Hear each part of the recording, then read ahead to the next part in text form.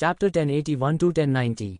वह वास्तव में सफल हुआ, सीको हाउ ने अविश्वास में कहा।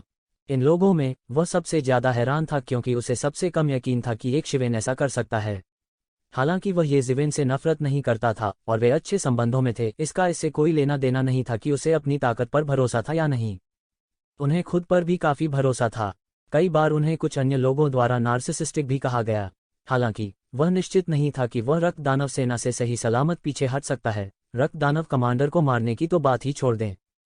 ऐसा इसलिए नहीं था क्योंकि वे रक्त दानव कमांडर की तरह मजबूत नहीं थे, बल्कि इसलिए कि रक्त दानव कमांडर रक्त दानव सेना से घिरा हुआ था, जिसे अनगिनत रक्त दानव सैनिकों द्वारा संरक्षित किया गया था, जो जानते थे कि कब आगे बढ़ना है और कब पीछे हटना है। ऐसी परिस्थितियों में रक्त दानव कमांडर को मारना उनके लिए व्यवहारिक रूप से असंभव था।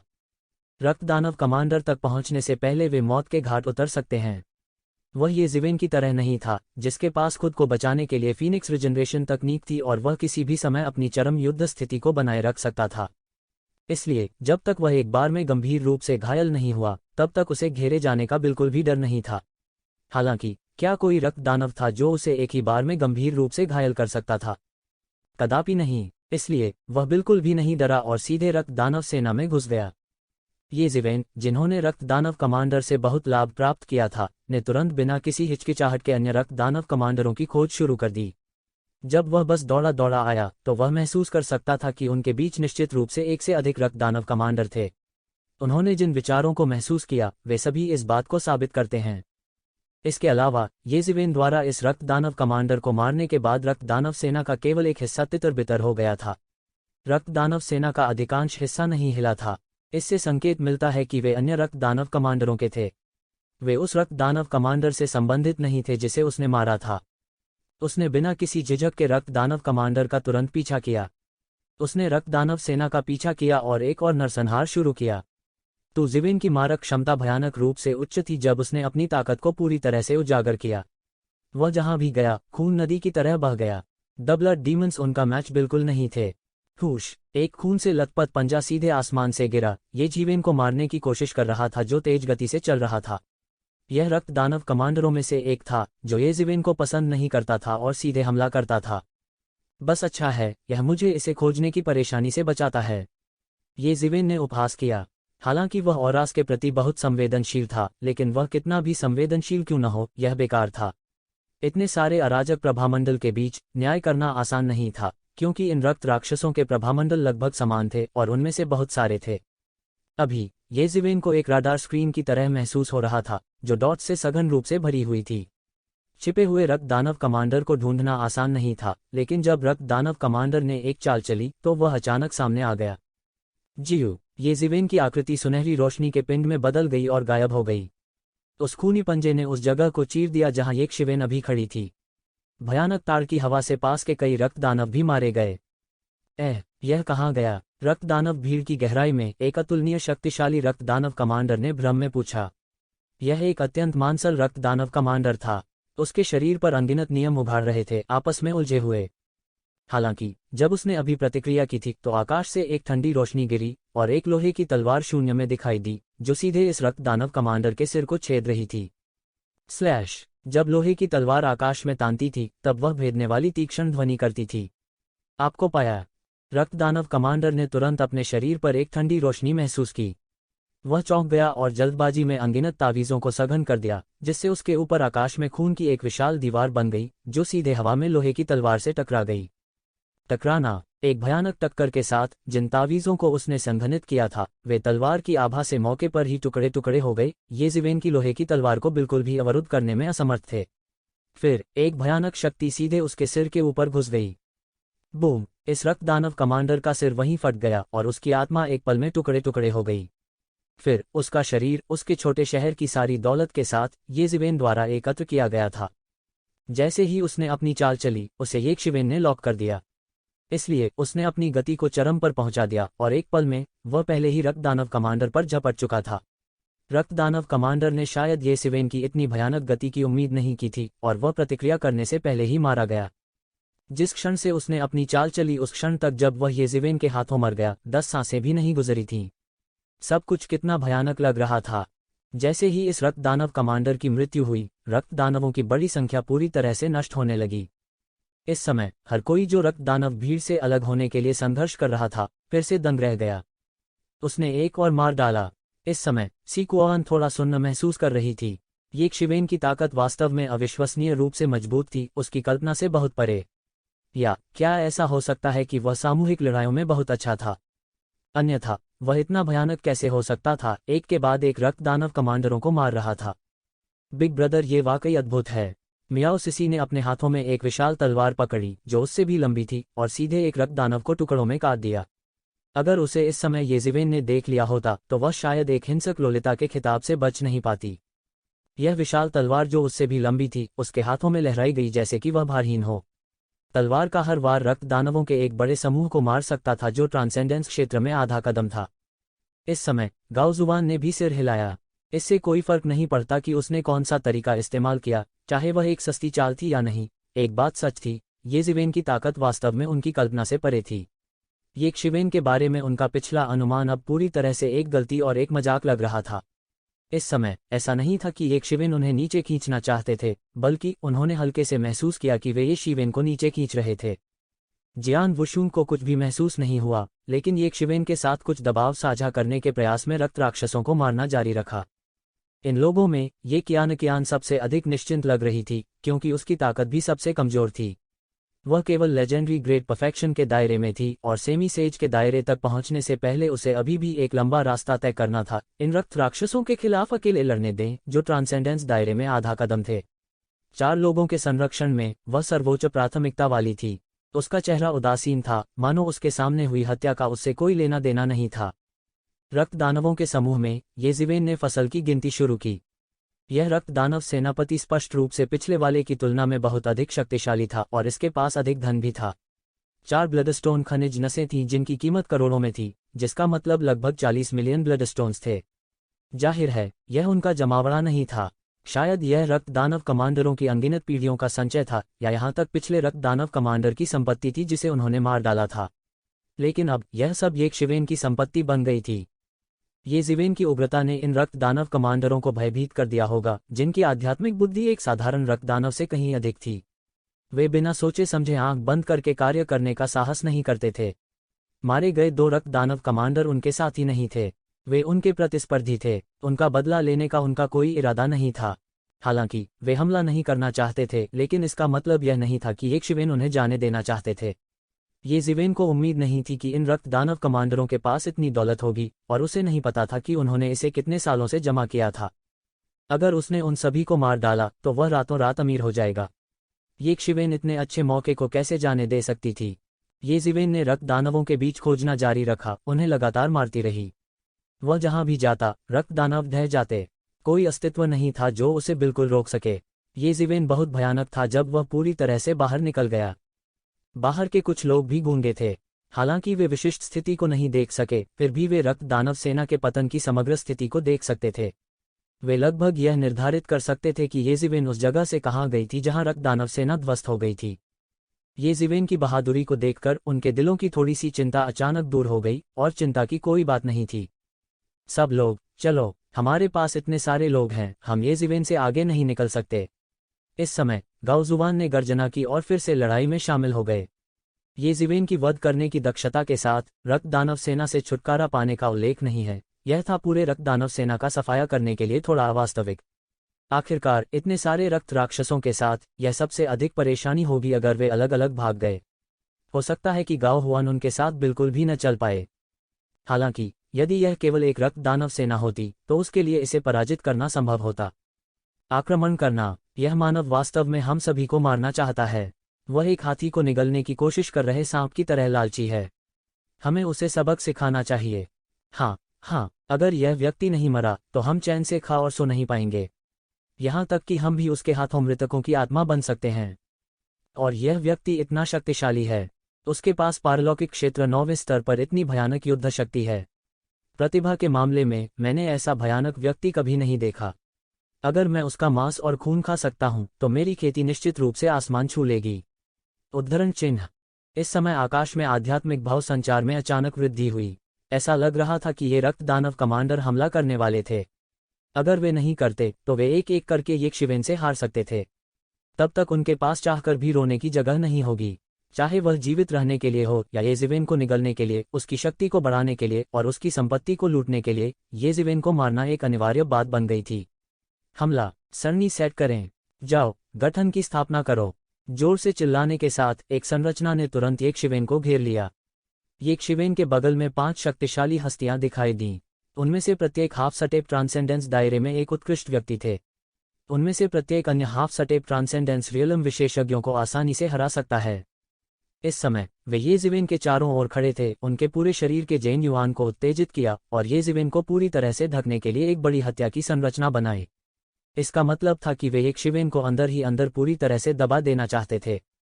इस समय येज़िवेन को केवल यह महसूस हो रहा था कि हवा बढ़ रही है और बादल उमड़ रहे हैं।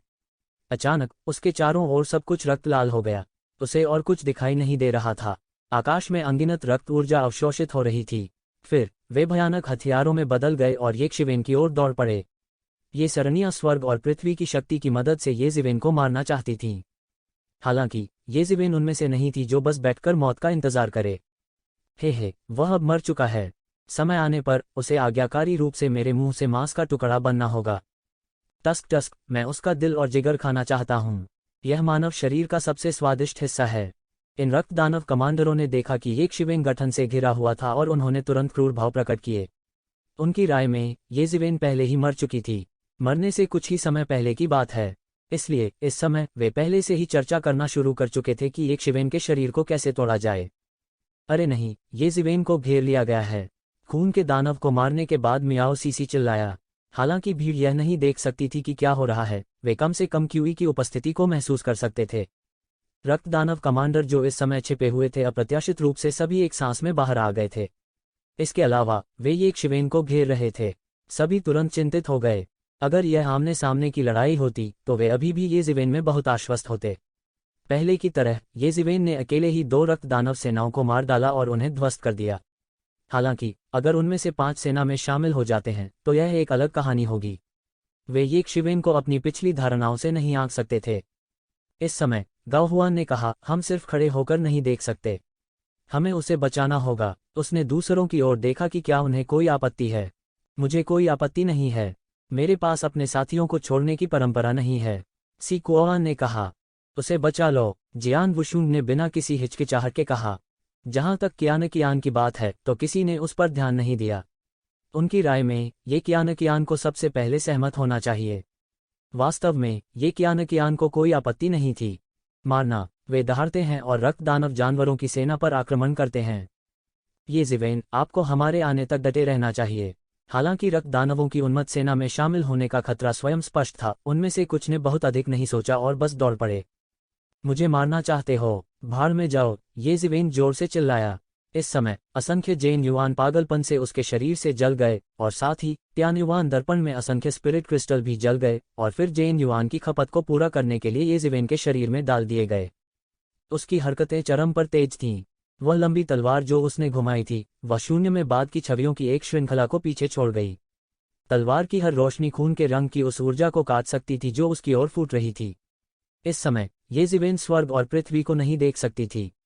वह अपने चारों ओर की विशाल संरचना के बाहर की चीजों को नहीं देख सकता था। वह उन 5 रक्त राक्षसों को भी नहीं देख सका जो कानून के चरण के दायरे में आधे कदम की दूरी पर थे। लेकिन क्या हुआ अगर वह उन्हें नहीं देख पाया? येशिवेन ने बिल्कुल भी परवाह नहीं की। जब तक वह इस टूटे हुए ढांचे को तोड़ता तब तक सब कुछ सामान्य हो जाता। येज़िवेन पहले से ही हाफ स्टेप ट्रांसेंडेंस दायरे में लगभग अजेय थी।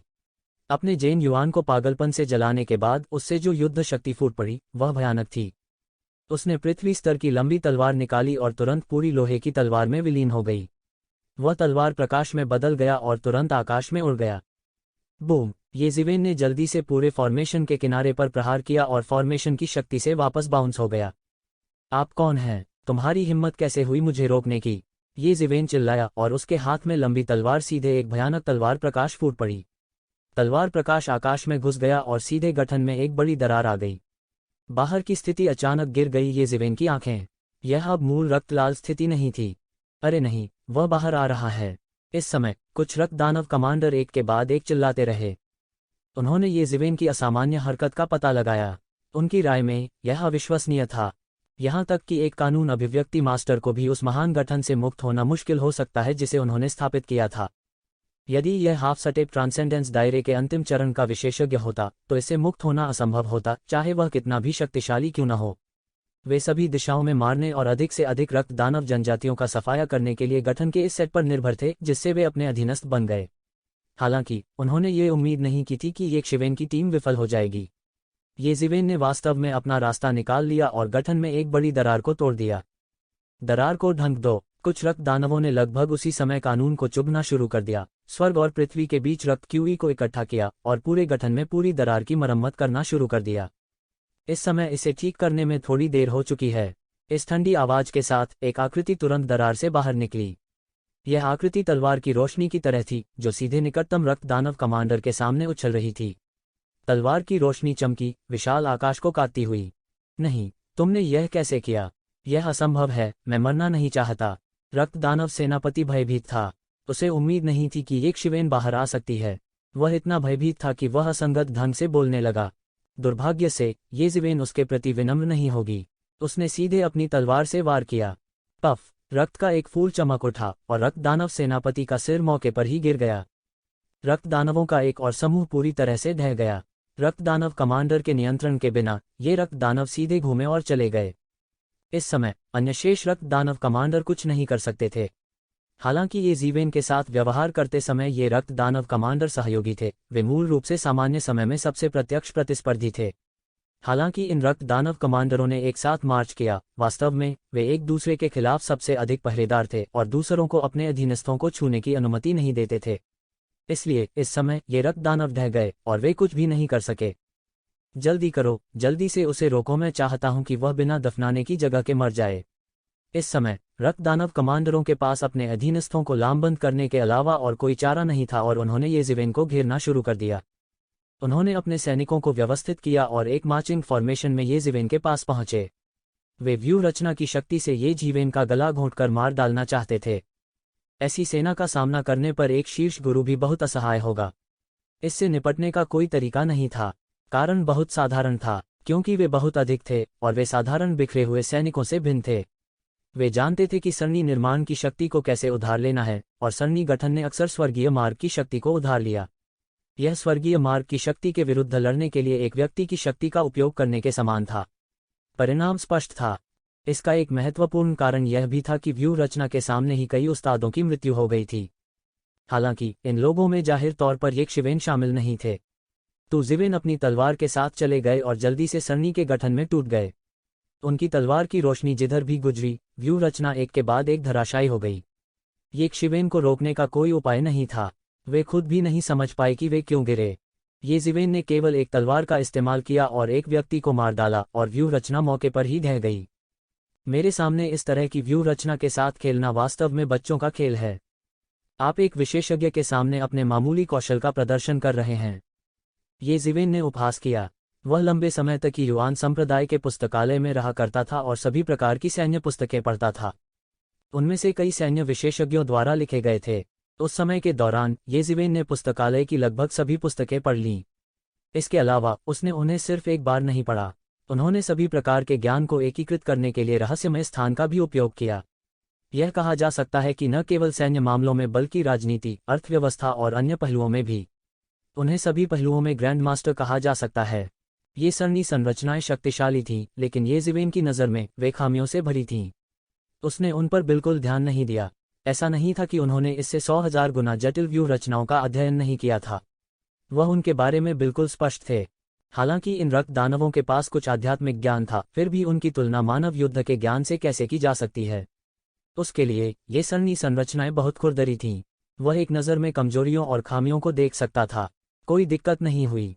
जब तक वह सबसे महत्वपूर्ण व्यक्ति को मारता तब तक पूरी व्यू रचना तुरंत ध्वस्त हो जाती। ये शिवेन के लिए किसी भी बाधा की कोई संभावना नहीं थी। हालांकि उसे रोकने के लिए व्यू संरचनाओं की परतें थीं। ये जिवेन के लिए यह बिल्कुल समतल जमीन पर चलने जैसा था। एक पल में वह पूरी तरह से टूट गया और रक्त दानव कमांडर के सामने भाग गया। पुची! रक्त दानव कमांडर ये शिवेन के लिए बिल्कुल भी मैच नहीं था। मौके पर ही उसका सिर धड़ से अलग हो गया और वह खून के कुंड में बदल गया। त्यानयुवान दर्पण उसमें बह गया और उसकी सारी दौलत ले गया। जिवेन का फिगर बेहद तेज था।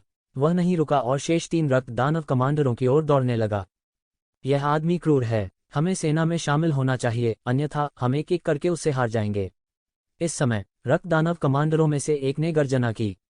अन्य 2 रक्त दानव कमांडर भी सहमत हुए। रक्त दानव के 3 कमांडर येशिवेन की ओर दौड़े। हाफसटेप लॉ फेजलेट के 3 विशेषज्ञों ने सीधे तौर पर एक जोरदार हमला किया। हमले में भयानक शक्ति कांप उठी और येशिवेन की ओर दौड़ पड़ी।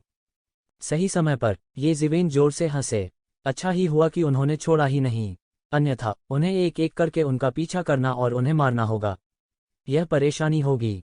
एक में 3 तलवारें, दफन स्वर्ग तलवार, दफन पृथ्वी तलवार, दफन व्यक्ति तलवार। येशिवेन ने 3 भयानक तलवार रोशनी को नष्ट कर दिया।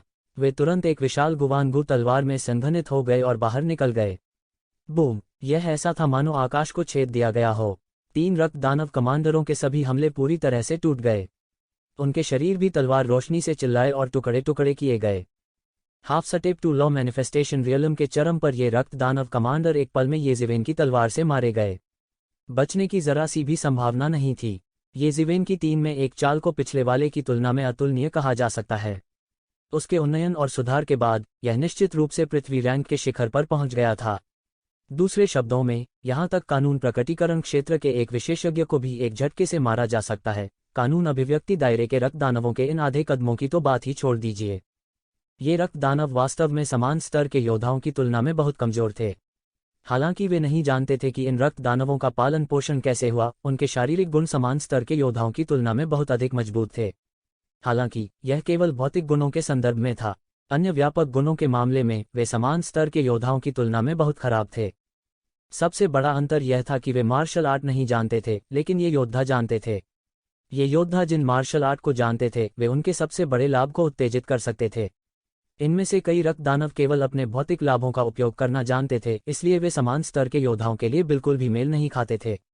केवल एक चीज जिस पर वे भरोसा कर सकते थे, वह थी उनकी बड़ी संख्या।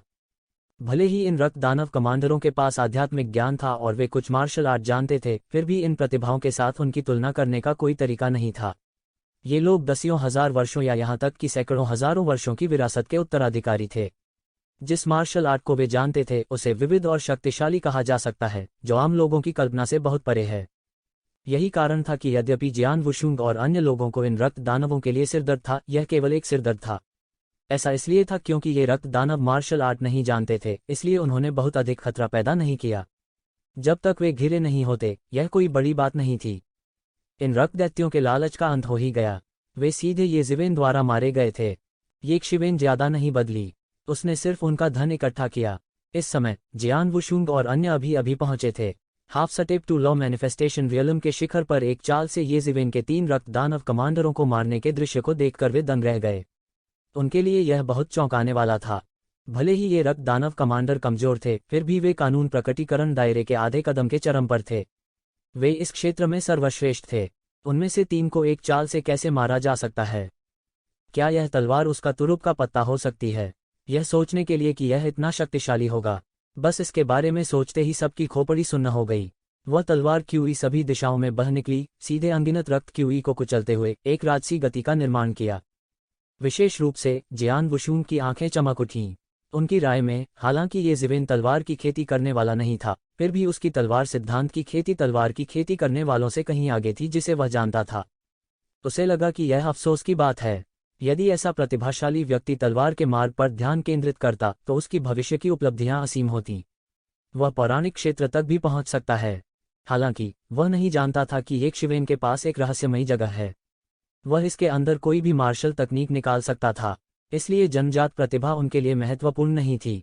वह तलवार दाव में अद्भुत सहज प्रतिभा प्रदर्शित कर सकता था, लेकिन वह कृपाण दाव, मुक्केबाजी दाव और अन्य मार्शल आर्ट में भी अद्भुत जन्मजात प्रतिभा प्रदर्शित कर सकता था। यह उसके लिए कोई समस्या नहीं थी। हालांकि जब उसने येशिवेन की तलवार को हिलते देखा, तो उसने थोड़ी सांस ली और उसे कुछ एहसास हुआ। येशिवेन ने अपने द्वारा जब्त की गई संपत्ति को गिना। ब्लडस्टोन खनिज शिराओं की संख्या 15 मिलियन से अधिक थी। दूसरे शब्दों में, लगभग 150 मिलियन ब्लडस्टोन्स अब येशिवेन के हाथों में थे। पहले के 90 मिलियन ब्लडस्टोन के अलावा येशिवेन के पास अब 240 मिलियन ब्लडस्टोन थे। बड़ी संख्या में स्वर्ग और पृथ्वी के खजाने का उल्लेख नहीं करना, जो केवल रक्त की दुनिया में बढ़े। हालांकि एक शिविन उनमें से कई के नाम नहीं जानती थी, इससे कोई फर्क नहीं पड़ता था। हमेशा ऐसे लोग होंगे जो जानते थे। आखिरकार ब्लड वर्ल्ड अनगिनत सालों से खुला था। रक्त की दुनिया में बढ़ने वाले स्वर्ग और पृथ्वी के खजाने लंबे समय से बाहरी दुनिया के लिए जाने जाते थे। जब उसने मोटे तौर पर अपनी दौलत की गिनती की तो उसने महसूस किया कि जियान वुशुंग और अन्य लोग पहले ही इस जगह के आसपास भाग गए थे। तुम लोग जल्दी क्यों आए? ये शिवेन ने उत्सुकता से पूछा। वह स्वाभाविक रूप से दौड़ने की हिम्मत करता था क्योंकि वह आश्वस्त था। ये लोग एक साथ क्यों दौड़ पड़े? मुझे बस इस बात की चिंता है कि कुछ रक्त दानव कमांडरों द्वारा आपको घेर लिया जाएगा, लेकिन ऐसा लगता है कि यह आवश्यक नहीं लगता। शायद रक्त दानव कमांडर आपके लिए कुछ भी नहीं हैं।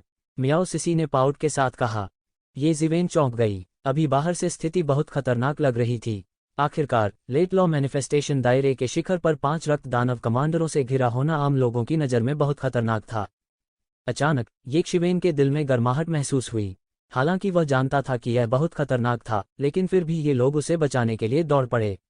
हालांकि यह खतरा उसके लिए मौजूद नहीं था, लेकिन फिर भी वह उनकी दया के लिए कृतज्ञ महसूस करता था। ये जिवेन एक भावुक व्यक्ति थीं। वह दूसरों के साथ वैसा ही व्यवहार करेगा जैसा उन्होंने उसके साथ किया। हालांकि उन्होंने इस समय कुछ नहीं कहा, लेकिन उन्होंने आधिकारिक तौर पर इन लोगों को अपने दिल में पहचान लिया था, ठीक उसी तरह जैसे उन्होंने अतीत में बाई हनमो, याओकियान और अन्य लोगों को पहचाना था। क्या दोस्त था? यह एक दोस्त था। महत्वपूर्ण क्षण में वे किसी भी खतरे की परवाह किए बिना आपको बचाने आएंगे। वह एक दोस्त था। इन रक्त दानव कमांडरों से मैंने ये चीजें जब्त की हैं, उन्हें आपस में बांट लो। ये जिवेन ने रक्त दानव कमांडर के शरीर से जब्त किए गए रक्त के पत्थरों और स्वर्गीय खजाने को निकाल लिया। उसके लिए इसका मतलब यह था कि उसने इन लोगों को अपने दोस्तों के रूप में पूरी तरह से पहचान लिया था। क्या बात कर रहे हो? तुमने अपनी जान जोखिम में डालकर इन चीजों को हासिल करने के लिए कड़ी मेहनत की है, हम उन्हें आपस में कैसे बांट सकते हैं? गाओ जुबान ने कहा। इसके अलावा यहाँ बहुत सारी दौलत होनी चाहिए। अगर हम इसे चाहते हैं तो हम स्वाभाविक रूप से इसे स्वयं जब्त कर लेंगे। यह सही है, यह सही है। मुझे बहुत गर्व है। मैं आपसे नहीं हारूंगा। मैं इन दुष्टों को खुद खत्म कर दूंगा। सिको यान ने सिर हिलाया और कहा, हाँ, क्या हम इसे स्वयं जब्त करने नहीं आए थे? आपको अपना रखना चाहिए, मियाओ सिसी ने कहा। हालांकि जियान वुशुंग ने कुछ नहीं कहा, लेकिन जाहिर तौर पर उनका भी यही विचार था। ऐसा लगता है कि ये कियान को बिल्कुल भी परवाह नहीं थी। इस समय ये जिवेन केवल मुस्कुराया और कहा, मैं बहुत लापरवाह था। हाँ, यह सही है। यहाँ बहुत सारे संयोग हैं। मैं धन प्राप्त न करने से क्यों डरूंगा? सभी ने सिर हिलाया। वे सभी असाधारण रूप से गौरवान्वित और अद्वितीय प्रतिभा के धनी थे। इतने कम समय में इतने स्तर तक साधना करने में सक्षम होने के लिए उनमें से कौन जीनियस नहीं था? स्वाभाविक रूप से उनका अपना गौरव था। वे इस तरह की गतिविधि की अनुमति नहीं देंगे जो दान के फल को बांटने के समान है। जैसा कि उन्होंने कहा, यदि वे कुछ प्राप्त करना चाहते हैं तो उन्हें स्वयं उसका अनुसरण करना चाहिए। लेकिन अगर आपने मुझे नहीं बताया होता तो मुझे नहीं पता होता कि इन रक्त दानव कमांडरों के पास इतनी संपत्ति थी। टीएस, बस इसे देखने से मुझे ईर्ष्या से हरा हो जाता है। सिको यान ने अतिशयोक्तिपूर्ण तरीके से कहा, मैंने मूल रूप से सोचा था कि ये रक्त दानव बिना किसी बुद्धि के प्राणी थे, इसलिए उनके लिए कोई भी धन जमा करना असंभव था। मुझे उनसे इतना अधिक होने की उम्मीद नहीं थी। इसमें अजीब क्या है? चाहे वे किसी भी जाति के हों, चाहे वे कितने भी बुद्धिमान क्यों न हो, धन का संग्रह करना एक वृत्ति है। इसका नस्ल से कोई लेना देना नहीं है। यह केवल धन की मात्रा में अंतर है। गाओ हुआन ने कहा। हाँ, तो मैं एक भाग्य बनाने जा रहा हूँ। सिको यान तुरंत बाहर निकला और अन्य रक्त दानव सेनाओं की ओर बढ़ा। इस विशाल और असीमित पॉकेट दुनिया में निश्चित रूप से इस तरह के 1 या 2 से अधिक रक्त दानव सेनाएं या रक्तपिपासु जनजातियां थीं। इस समय इन लोगों की दृष्टि में वे सभी धन का चलता फिरता खजाना बन गए थे। हालांकि वे एक शिवेन जैसे भयानक सनकी के कारण ही इसे हासिल करने में सक्षम थे।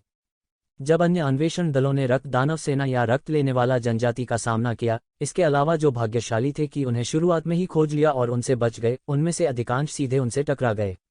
कुछ अधिक शक्तिशाली विशेषज्ञ अपना रास्ता निकालने में सक्षम थे, लेकिन उनमें से अधिकांश ने अपनी जान गंवा दी और रक्त दानव सेना या रक्तपिपासु सेना का भोजन बन गए।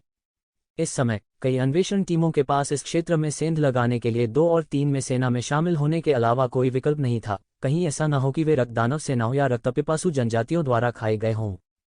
बेशक ये जिवेन और अन्य जैसे अत्याचारी दल भी थे जो सीधे अंदर घुसे और रक्तपिपासुओं या रक्त दानव कमांडरों को मार डाला। बाकी ब्लड फाइंड्स या ब्लड दानव मौके पर ही गिर गए। एक और घेराव का संकट सुलझ गया। दूसरी ओर वे बड़ी मात्रा में धन भी बहा ले गए। इसके कारण बहुत से लोग सेना में शामिल हो गए और ब्लड फाइंड्स और ब्लड डेमन आर्मीज के विशेषज्ञों को शिकार करना शुरू कर दिया।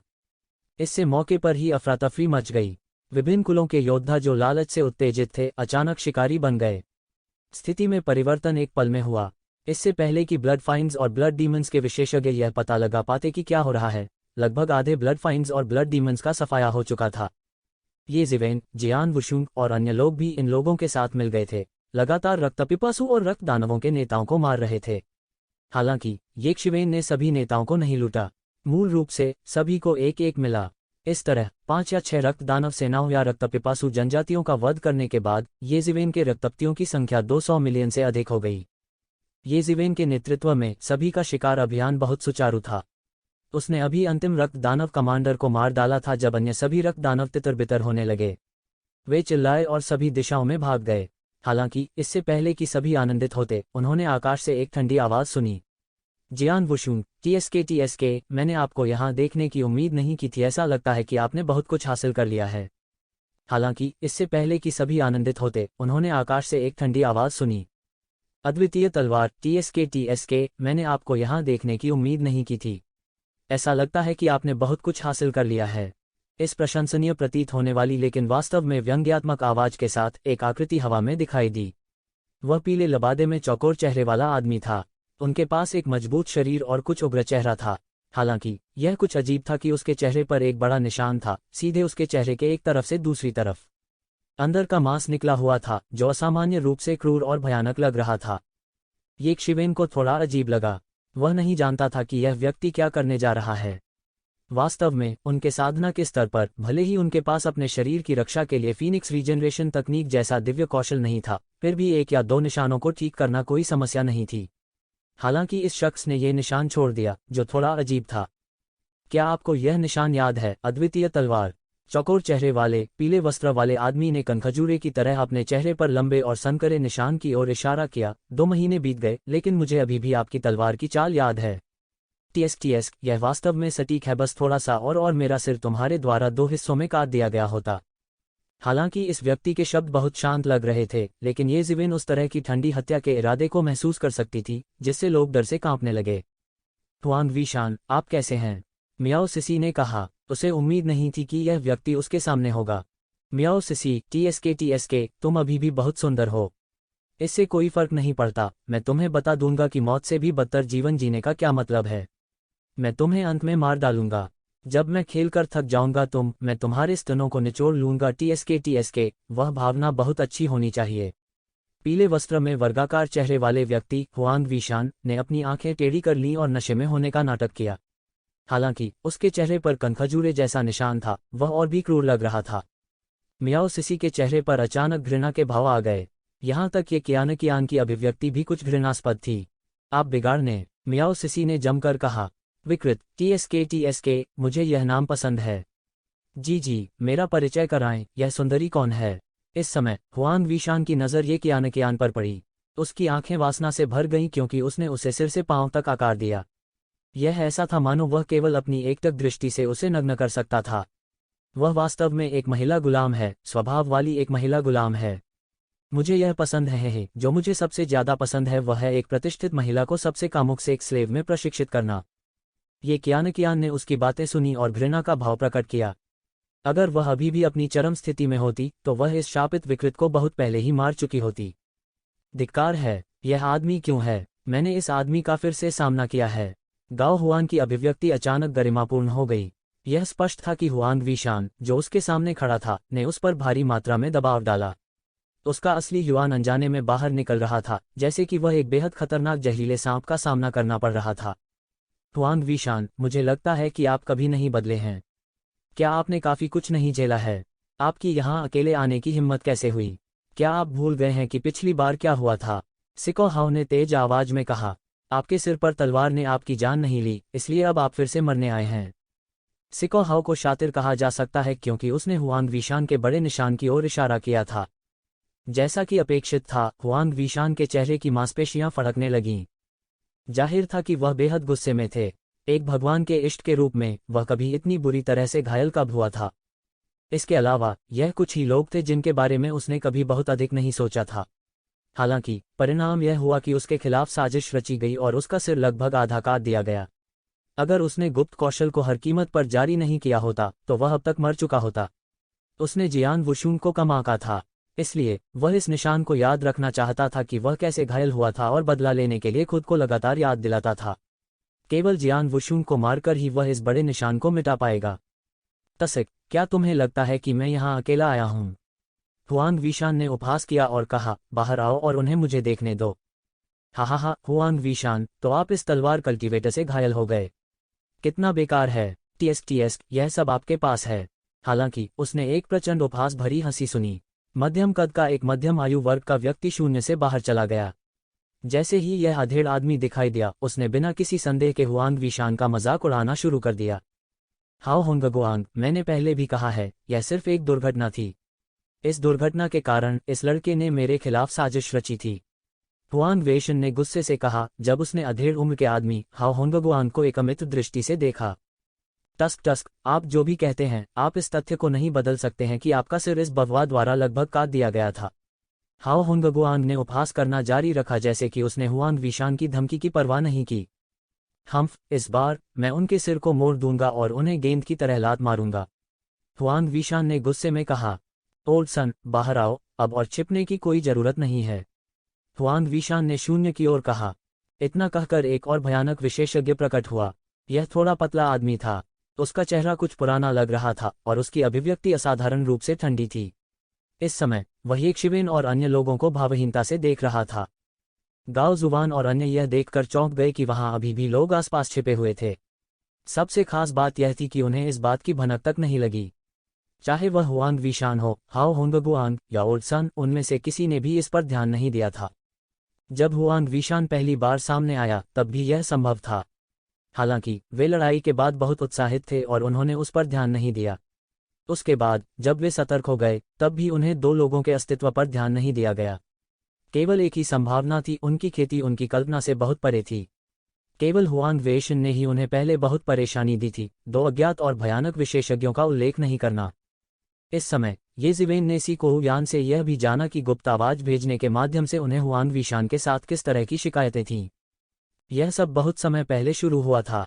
उस समय वे तब भी half step transcendence realm middle stage के विशेषज्ञ थे, जब उनका सामना half step transcendence realm late stage के विशेषज्ञ हुआंग वीशान से हुआ। हुआंग वीशान मियाओ सिसी के दीवाने थे और उनका अपहरण करना चाहते थे। कौन जानता था कि इससे दूसरों का कड़ा विरोध होगा। अंत में वे एक खूनी लड़ाई से गुजरे, लेकिन वे अभी भी हुआंग वीशान को नहीं हरा सके। इस समय जियान वुशुंग अप्रत्याशित रूप से भड़क उठा और तलवार से हुआंग वीशान का सिर लगभग काट दिया। हालांकि यह कुछ ऐसा था जो कुछ महीने पहले हुआ था। सभी ने मूल रूप से सोचा था कि वे हुआंग वीशान से दोबारा नहीं मिलेंगे। किसने सोचा होगा कि वे अब भी यहाँ हुआंग वीशान से मिलेंगे? लेकिन वह मुख्य बात नहीं थी। मुख्य बात यह थी कि हुआंग वीशान वास्तव में पहले से कहीं अधिक भयानक था। लेकिन फिर उन्होंने सोचा कि वे केवल half step transcendence realm middle stage में थे। अब उन्होंने half step transcendence realm late stage के शिखर पर कदम रखा था। हुआंग वेशन का उल्लेख नहीं करना, जो उस समय पहले से ही half step transcendence realm late stage में थे। कुछ महीनों के बाद यह कल्पना करना कठिन था कि हुआंग वीशान कितना मजबूत हो गया था। इसके अलावा वह दो साथियों को लाया जो उससे कमजोर नहीं लग रहे थे। उन सभी में भयानक शक्ति थी, इसलिए यह कल्पना करना आसान था कि वे कितने दबाव में थे। यदि यह केवल हुआंग वीशान ही होता तो वे अब भी उसे मारने के लिए मिलकर काम कर सकते थे। उस समय उनके दायरे के बीच एक अंतर था, लेकिन अब हालांकि ताकत में अभी भी अंतर था, दायरे में अंतर बंद हो गया था। लेकिन इन दो समान रूप से भयानक विशेषज्ञों के साथ यह कल्पना करना आसान था कि जीतने की संभावना अधिक नहीं थी। हुआंग वीशान, मुझे परवाह नहीं है कि आप अंत में उनके साथ कैसे व्यवहार करते हैं, लेकिन मुझे उनकी आधी दौलत चाहिए। हाओ होंगगुआंग ने उपहास किया और कहा।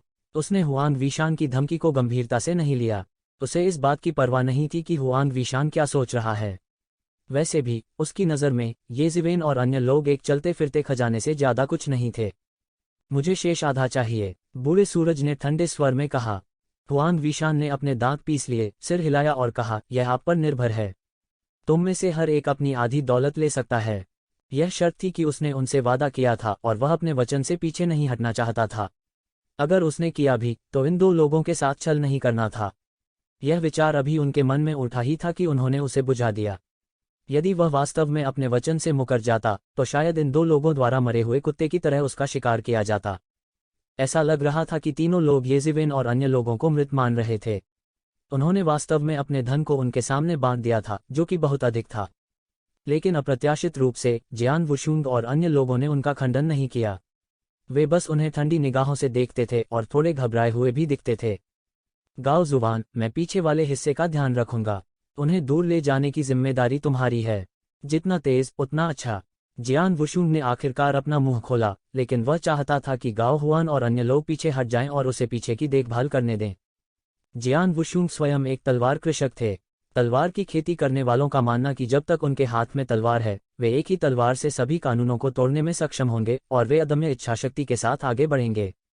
लेकिन अब जियान वुशुंग वास्तव में उन्हें पीछे हटना चाहता था, जो स्पष्ट रूप से उसके लिए एक बहुत कठिन निर्णय था। नहीं, हम तुम्हें अकेला कैसे छोड़ सकते हैं? इस समय म्याओ सिसी सबसे पहले खड़े हुए और विरोध किया। यह सही है, हम आपको इस समय अकेला कैसे छोड़ सकते हैं? सीको हाओ ने भी सिर हिलाकर कहा, यदि आप अभी जाते हैं तो आप मेरी सबसे अच्छी मदद करेंगे। भले ही मैं उनसे घिरा हुआ हूं, मैं बच निकलने में सक्षम हो जाऊंगा। जियान वुशुंग ने कहा, सकुशल बचो। हा, यह मज़ेदार है। क्या तुम सच में सोचते हो कि तुम हम तीनों से बच सकते हो? हाओ होंगगैंग ने हंसते हुए कहा। यह ऐसा था जैसे उसने सबसे हास्यास्पद चुटकुला देखा हो। शायद यह वास्तव में उनकी नज़र में एक बहुत ही हास्यास्पद बात थी। मैं आप सभी को अकेले मार सकता हूँ। हाओ होंगगुआंग ने उपहास किया और उन्हें बिल्कुल भी गंभीरता से नहीं लिया। टस्क, आपने इस दौरान बहुत कुछ हासिल किया है। बस अच्छा है, ये सभी मेरी ट्रॉफियां बन जाएंगी। बूढ़ा सूरज कुछ नहीं बोला, लेकिन उसकी आंखों में ठंडक भरी हुई थी। उसने जियान वुशुंग की बातों को गंभीरता से नहीं लिया। उन तीनों के साथ यहाँ, अगर वे जियान वुशुंग को सकुशल बच निकलने देते हैं तो उन्हें वास्तव में अपना सिर दीवार पर पटक देना चाहिए और खुद को मार लेना चाहिए। उन सभी में इतना आत्मविश्वास और दम था। जियान वुशुंग को सकुशल बच जाने देने की तो बात ही छोड़ दीजिए, अगर वे उसे भागने देते हैं तो यह उन तीनों के लिए सबसे बड़ी शर्म की बात होगी। मैं बाकी सब तुम दोनों पर छोड़ देता हूँ। जहां तक जियान वुशुंग की बात है, मैं व्यक्तिगत रूप से उसकी गर्दन मरोड़ दूंगा। हुआंग वीशान क्रूरता से मुस्कुराए और उनके चेहरे की मांसपेशियां थोड़ी मुड़ गईं। इससे कोई फर्क नहीं पड़ता। वैसे भी इससे कोई फर्क नहीं पड़ता कि मैं किसे मारता हूँ। हाओ होंगगुआंग ने उदासीनता से कहा। उन्होंने जियान वुशुंग और उसके साथियों की उपेक्षा की। दूसरे शब्दों में, उन्होंने उन्हें बिल्कुल गंभीरता से नहीं लिया। उन्होंने उनके साथ चॉपिंग बोर्ड पर मछली की तरह व्यवहार किया, जो किसी भी समय वध के लिए तैयार थी। हालांकि वे केवल चुप रह सकते थे क्योंकि यह स्पष्ट था कि इनमें से किसी एक की ताकत उनसे अधिक थी। उन्हें हराने के लिए उनमें से कितने लोगों ने हाथ मिलाना तो दूर की बात है। यदि उनमें से केवल एक ही होता तो उन्हें विश्वास था कि वे उसे मार सकते थे। जियान वुशुंग, मैंने हमेशा इस तलवार के हमले को याद किया है। क्या आप इस निशान को देखते हैं? मैंने इसे हटाने के लिए कभी नहीं चुना क्योंकि मैं हमेशा याद रखना चाहता हूं कि मुझे यह निशान कैसे मिला। हुआंग वीशान ने जियान वुशुंग को ठंडेपन से देखा, एक भयंकर जानवर की तरह जो किसी को खा जाने वाला था। अभी बहुत जरूरी है, तुम्हें जल्दी जाना चाहिए, वरना तुम भी नहीं जा पाओगे। जियान वुशुंग ने शांति से कहा। उनका विश्लेषण बहुत सटीक था। उसके सामने के लोग शायद सबसे ज्यादा ताकतवर थे। इस समय आपको पीछे छोड़ना हमारे लिए असंभव है। अगर सबसे बुरा आता है तो हमें बस लड़ना होगा। यहाँ तक अगर आप पीछे रहते हैं तो आप उन तीनों के लिए एक मैच नहीं बन पाएंगे। यह आपके लिए असंभव है, उन्हें नीचे खींचने के लिए। इसके बजाय हमारे लिए मौत से लड़ना बेहतर है। एक को मारना इसके लायक है, 2 को मारना इसके लायक है। अगर हम उन तीनों को मार सकते हैं तो यह इसके लायक होगा। गाओ जुबान ने हंसते हुए कहा। ये शिवेन के मन में उनके प्रति सम्मान का एक नया स्तर था। आमतौर पर साधारण से दिखने वाले इस आदमी के चेहरे पर हमेशा शांत भाव रहता था। उनके लिए इतना गर्म स्वभाव और आवेगी होना दुर्लभ था। हो सकता है कि इस टीम में ज्यादा लोग न हों और उनकी ताकत शीर्ष पर न हो, लेकिन उनके दिल बहुत एकजुट थे। उनके कई वर्षों के करियर में यह अपेक्षाकृत दुर्लभ दृश्य था। अतीत में उन्होंने उन अस्थायी टीमों को देखा था जो गुप्त उद्देश्यों से बनाई गई थीं और अक्सर एक दूसरे के खिलाफ साजिश रची जाती थीं। पीठ में छुरा घोंपना पहले से ही अच्छी बात थी। इसमें कोई आश्चर्य नहीं था कि जियान वुशुंग जैसा अहंकारी अकेला भेड़िया इस टीम में शामिल होने के लिए तैयार था। यह वाकई असाधारण था। क्यों भाग रहे हो? ये लोग हमारे धन का लालच करने की जुर्रत करते हैं। लगता है इनका भाग्य चरम पर पहुंच गया है। ये मौत को दावत दे रहे हैं। इस समय जब हर कोई दहशत में था, येज़िवेन ने आगे बढ़कर कहा। क्या येज़िवेन, तुम? जियान वुशुंग भी थोड़ा हैरान था। उसे ये उम्मीद नहीं थी कि ये शिवेन ऐसा सोचेगी। हालांकि अन्य लोग भी येज़िवेन के शब्दों से हैरान थे, उन्होंने इसे येज़िवेन के जीवन और मृत्यु संघर्ष की घोषणा के रूप में माना। केवल जियान वुशुंग अलग था। उनकी राय में येज़िवेन बड़ी बड़ी बातें करने वाले व्यक्ति नहीं थे। दूसरे शब्दों में, अगर उसने कुछ कहा है तो उसे सच करना चाहिए। जियान वुशुंग चुपके से हैरान था। क्या ऐसा हो सकता है कि उसने उसे कम आंका हो? यहाँ तक येज़िवेन ने पहले जो अत्याचारी ताकत दिखाई थी, उसके साथ भी वो हुआंग विशान के साथ प्रतिस्पर्धा करने में सक्षम हो सकता है। लेकिन अब यहाँ उनमें से 3 थे। हालांकि अन्य 2 ने अभी तक कार्रवाई नहीं की थी, वे स्पष्ट रूप से हुआंग विशान से कमजोर नहीं थे। अन्यथा वे हुआंग विशान से इतने निडर नहीं होते। भले ही उसने एक को रोकने के लिए अपनी जान जोखिम में डाल दी हो, येज़िवेन एक को रोक सकती थी, लेकिन बाकी कोई ऐसा नहीं था जिसका हर कोई विरोध कर सके। यह भी एक बहुत ही वास्तविक समस्या थी। हालांकि उनके पास बहुत सारे लोग थे, लेकिन इस तरह की चीज स्पष्ट रूप से कुछ ऐसी नहीं थी जिसे संख्याओं के साथ हल किया जा सके। अगर यह उनकी टेलीपैथिक तलवार के लिए नहीं होता तो शायद हर कोई हुआंग विशान के हाथों मौके पर ही मर जाता। अब उन्हें भी यकीन नहीं था कि हुआंग विशान ने कितनी प्रगति की है। जो लोग ब्लड वर्ल्ड में प्रवेश कर सकते थे वे प्रत्येक समुद्री क्षेत्र के शीर्ष जीनियस थे, और जो लोग रक्त की दुनिया की गहराई में प्रवेश कर सकते थे वे निस्संदेह जीनियस के बीच जीनियस थे। हुआंग विशान मूर्ख नहीं था। इसके विपरीत वह एक प्रतिभाशाली व्यक्ति था। हालांकि यह केवल कुछ ही महीने थे, यह उसके लिए एक बहुत ही भयानक क्षेत्र में बढ़ने के लिए पर्याप्त था। मौत को प्रणाम कर रहे हैं। हा, यह वास्तव में मज़ेदार है। मैं कभी किसी से नहीं मिला जिसने यह कहने की हिम्मत की हो कि मैं मौत को दावत दे रहा हूं। हाओ होंगगैंग ने हंसते हुए कहा, क्या इस व्यक्ति का सिर दरवाजे में फंस गया है? या वह मूर्ख है? वह वास्तव में हमसे इस तरह बात करने की हिम्मत करता है। हे, मुझे लगता है कि वह भी अपनी बुद्धि से डर गया है। हुआंग विशान ने मुस्कराते हुए कहा, वैसे भी इससे कोई फर्क नहीं पड़ता, चाहे वह मूर्ख हो या उसका सिर दरवाजे में फंसा हो, वह मृत्यु के भाग्य से नहीं बच सकता। आज मैं उसे देखने दूंगा कि मेरी किस्मत चरम पर है या नहीं। हालांकि ओल्सन नहीं बोला, लेकिन उसकी अभिव्यक्ति भी व्यंग्यात्मक थी। ऐसा लग रहा था कि वह भी इस मामले को मजाक के तौर पर देख रहे हैं। इन लोगों के व्यंग्य के सामने येज़िवेन जरा भी विचलित नहीं हुई। उसने बस इतना कहा, तुम में से कौन पहले मरने वाला है? इस समय यहाँ तक गाओ हुआन और अन्य लोगों ने भी महसूस किया कि एक शिवेन थोड़ा अहंकारी लग रहा था। उन्हें लगा कि वह मरी बत्तख से भी ज्यादा जिद्दी है। हालांकि इस मोड़ पर जिद करना बेकार था। सबसे महत्वपूर्ण बात थी अपनी पूरी ताकत से लड़ना। लड़का, मैंने अपना विचार बदल दिया है। मैं मूल रूप से पहले जियान वुशुंग को मारना चाहता था, लेकिन मैं तुमसे और भी ज्यादा नफरत करता हूँ। मुझे उन लोगों से नफरत है जो मुझसे ज्यादा अहंकारी हैं। हुआंग विशान ने ठंडेपन से एक शिवेन को देखा और कहा, इस तरह के लोग लंबे समय तक जीवित नहीं रहेंगे, खासकर मुझसे मिलने के बाद। आप पहले से ही मर चुके हैं। मैं उनके सामने तुम्हारा सिर घुमा दूंगा और देखूंगा कि क्या तुम एक बेवकूफ हो जो केवल मजाक करना जानता है। जैसा कि उन्होंने कहा, वह अंत में चले गए। तुरंत एक बड़े हाथ ने एक शिवेन की तरफ थप्पड़ मारा। यह एक बड़े हाथ में बदल गया जिसने पूरे आकाश को ढक लिया। ऐसा लग रहा था जैसे वह एक हाथ से पूरे आकाश को पकड़कर विस्फोट करना चाहता हो। एक भयानक आभा ने हवा भर दी। यह हथेली एक साधारण हड़पने वाली लग रही थी, हालांकि इसमें मार्शल आर्ट का सार निहित था। इसने उसके चारों ओर के स्थान को सभी दिशाओं से बंद कर दिया, जिससे उसके लिए पीछे हटना असंभव हो गया। अंत में यह हथेली उसे पकड़कर मार डालेगी। येज़िवेन ने केवल उपहास किया।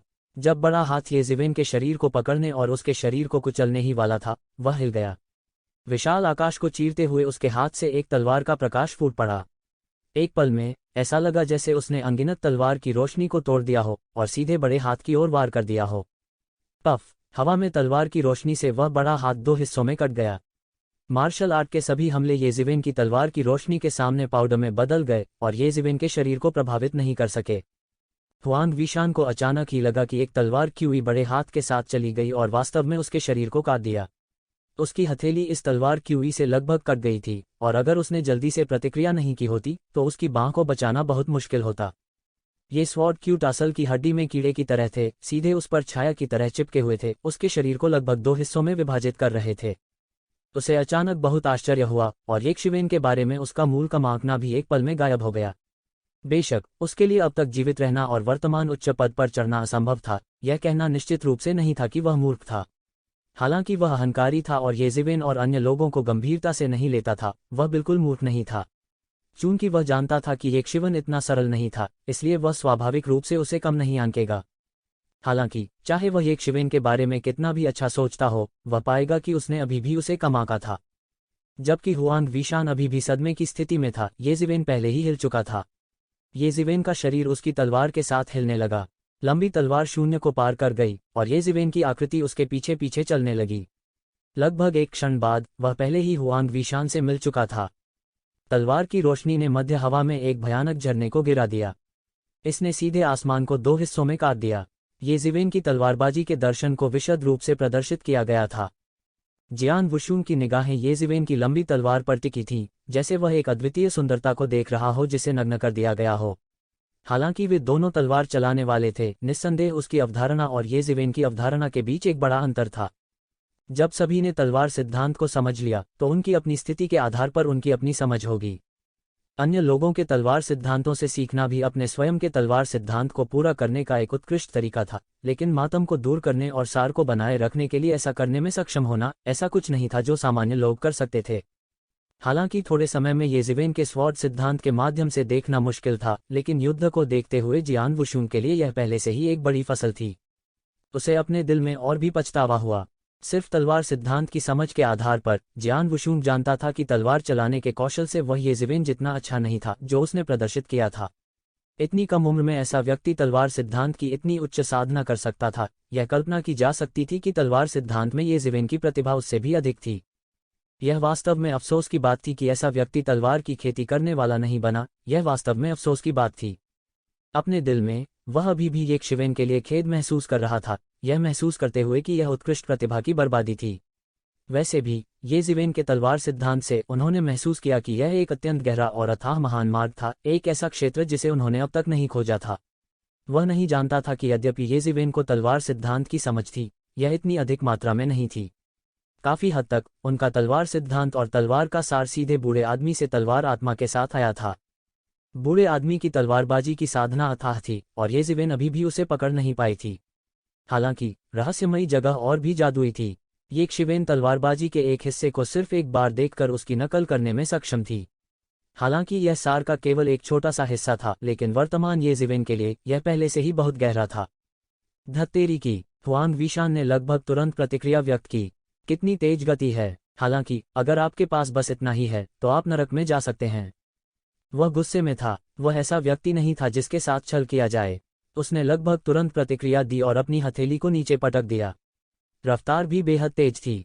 अप्रत्याशित रूप से उसकी हथेली पहले आई और सबसे पहले ये शिवेन की तलवार की रोशनी से टकराए।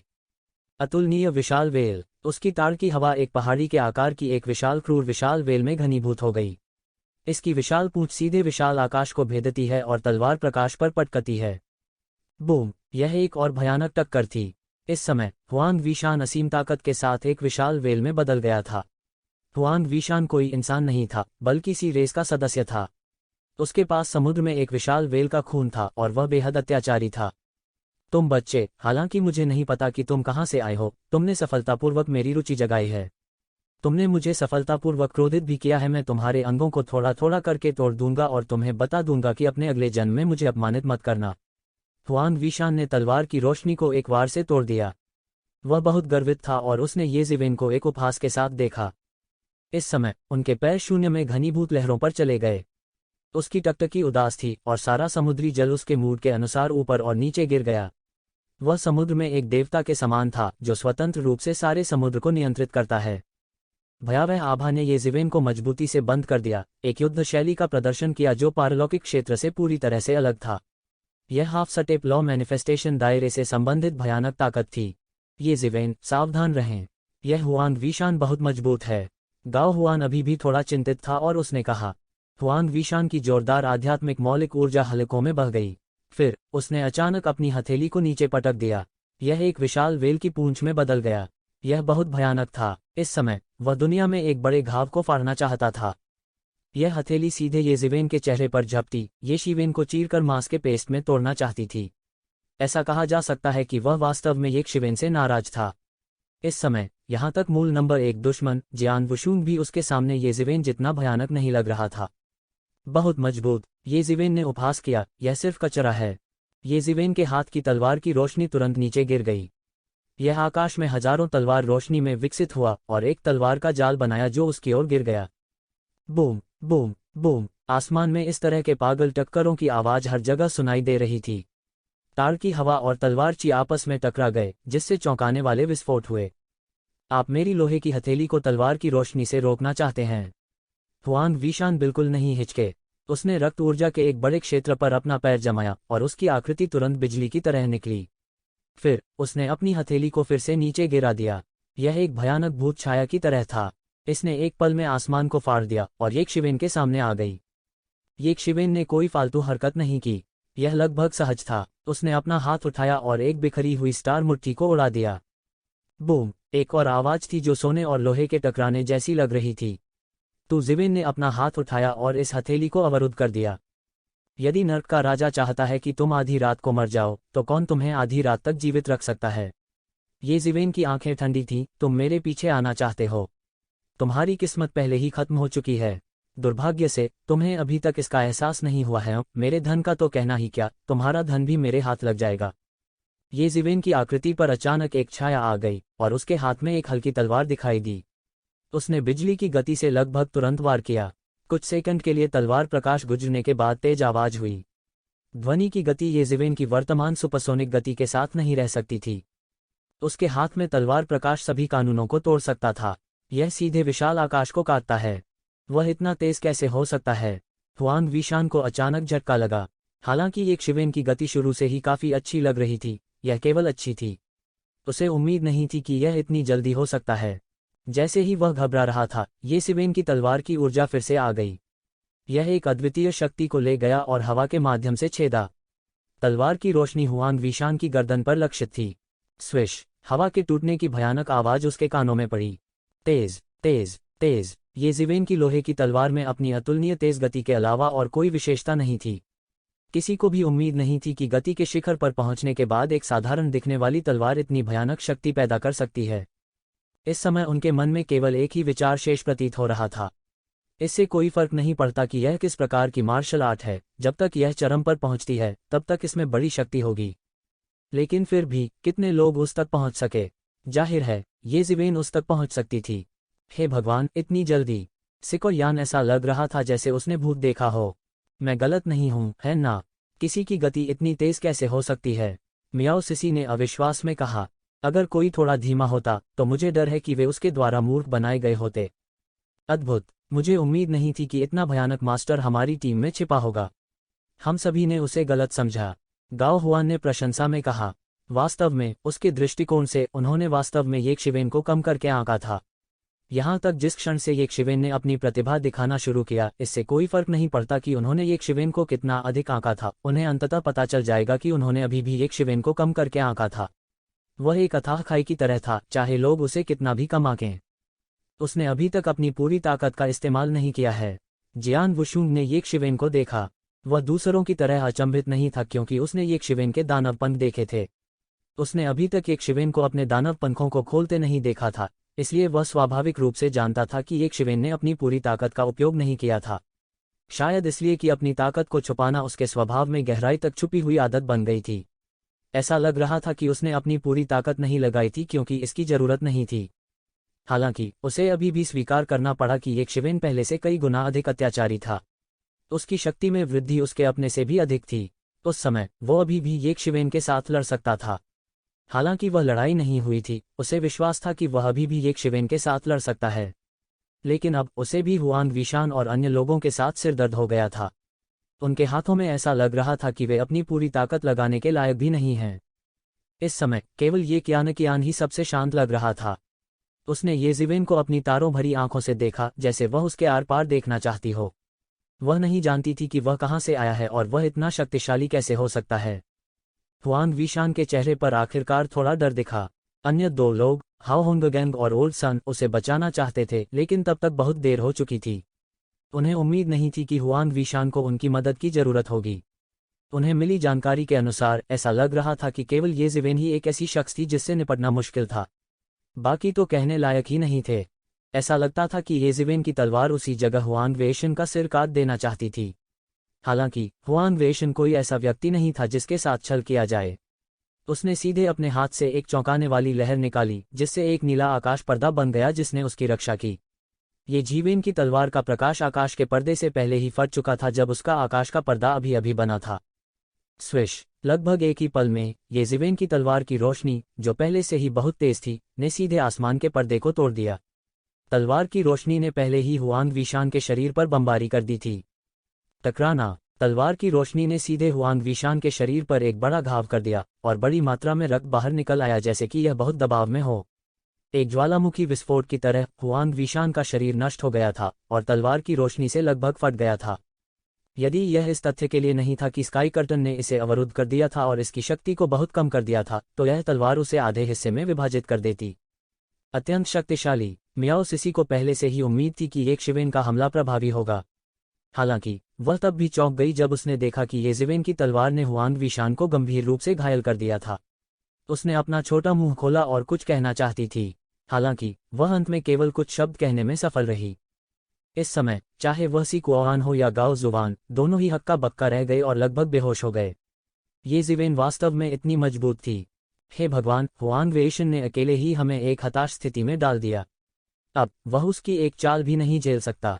यह येज़िवेन बहुत मजबूत है, सी कुआन ने अविश्वास में कहा। इस समय हुआंग वेइशन, जिसे अभी अभी उड़ते हुए भेजा गया था, येज़िवेन की भव्य आभा से मुक्त हो गया और चिल्लाया, मुझे बचाओ। तुम दोनों, तुम अभी भी हमला क्यों नहीं कर रहे हो? क्या तुम इस बच्चे का इंतजार करना चाहते हो जो तुम्हें हरा दे, एक के बाद एक, और तुम्हें एक के बाद एक मार डालो? इस समय ऐसा प्रतीत होता था कि वे दोनों प्रबुद्ध हो गए हैं। हाँ, अगर येज़िवेन इसी तरह मारना जारी रखती तो शायद वे दोनों भी येज़िवेन द्वारा मारे जाने से नहीं बच पाते। यह स्थिति बिल्कुल वैसी नहीं थी जैसी वे देखना चाहते थे। वे मूर्ख नहीं थे, वे अभी अभी येज़िवेन के निर्णायक हमले से स्तब्ध थे, इसलिए उन्होंने समय पर प्रतिक्रिया नहीं दी। इस समय उन दोनों ने आखिरकार हमला किया। एक झटके में पूरे इलाके में दहशत फैल गई। एक भयानक शक्ति ने येज़िवेन को तुरंत घेर लिया। येज़िवेन हुआंग विशान को पकड़ने और सीधे उसका सिर काटने वाले थे। हाओ होंगगुआंग ने हमला करने की पहल की। उसके हाथ में एक लंबा ब्लेड दिखाई दिया और वह हवा में नीचे गिर गया। ब्लेड की रोशनी ने आसमान को हिला दिया और सीधे एक लंबे अजगर की तरह येज़िवेन के चेहरे की ओर झपटी। एक पल में ये पहले ही येज़िवेन के सामने आ चुका था। इस हमले ने हाओ होंगगुआंग की ताकत का खुलासा किया। न केवल वह हुआंग विशान से हीन नहीं था, बल्कि वह उससे थोड़ा अधिक अत्याचारी भी था। येज़िवेन ने तुरंत अपना हाथ उठाया और उसे एक सुनहरी हथेली में बदल दिया। उसने सीधे कृपाण प्रकाश को पकड़ लिया और उसे मौके पर ही टुकड़ों में कुचल दिया। येज़िवेन की हथेली पर ब्लेड की रोशनी फैल गई, लेकिन ये येज़िवेन की त्वचा पर दिव्यता की परत को नहीं तोड़ सकी। इसे सीधे दबा दिया गया और गायब कर दिया गया। लेकिन इस समय ओल्ड सन, जो इस समय चुप था, ने आखिरकार अपना हमला शुरू कर दिया। यह एक खंजर था, एक जहरीले सांप की तरह। यह अचानक गायब हो गया, फिर अचानक येज़िवेन के सामने आ गया। यह खामोश था और लगभग जैसे ही यह प्रकट हुआ, यह सीधे येज़िवेन के महत्वपूर्ण अंगों के लिए चला गया।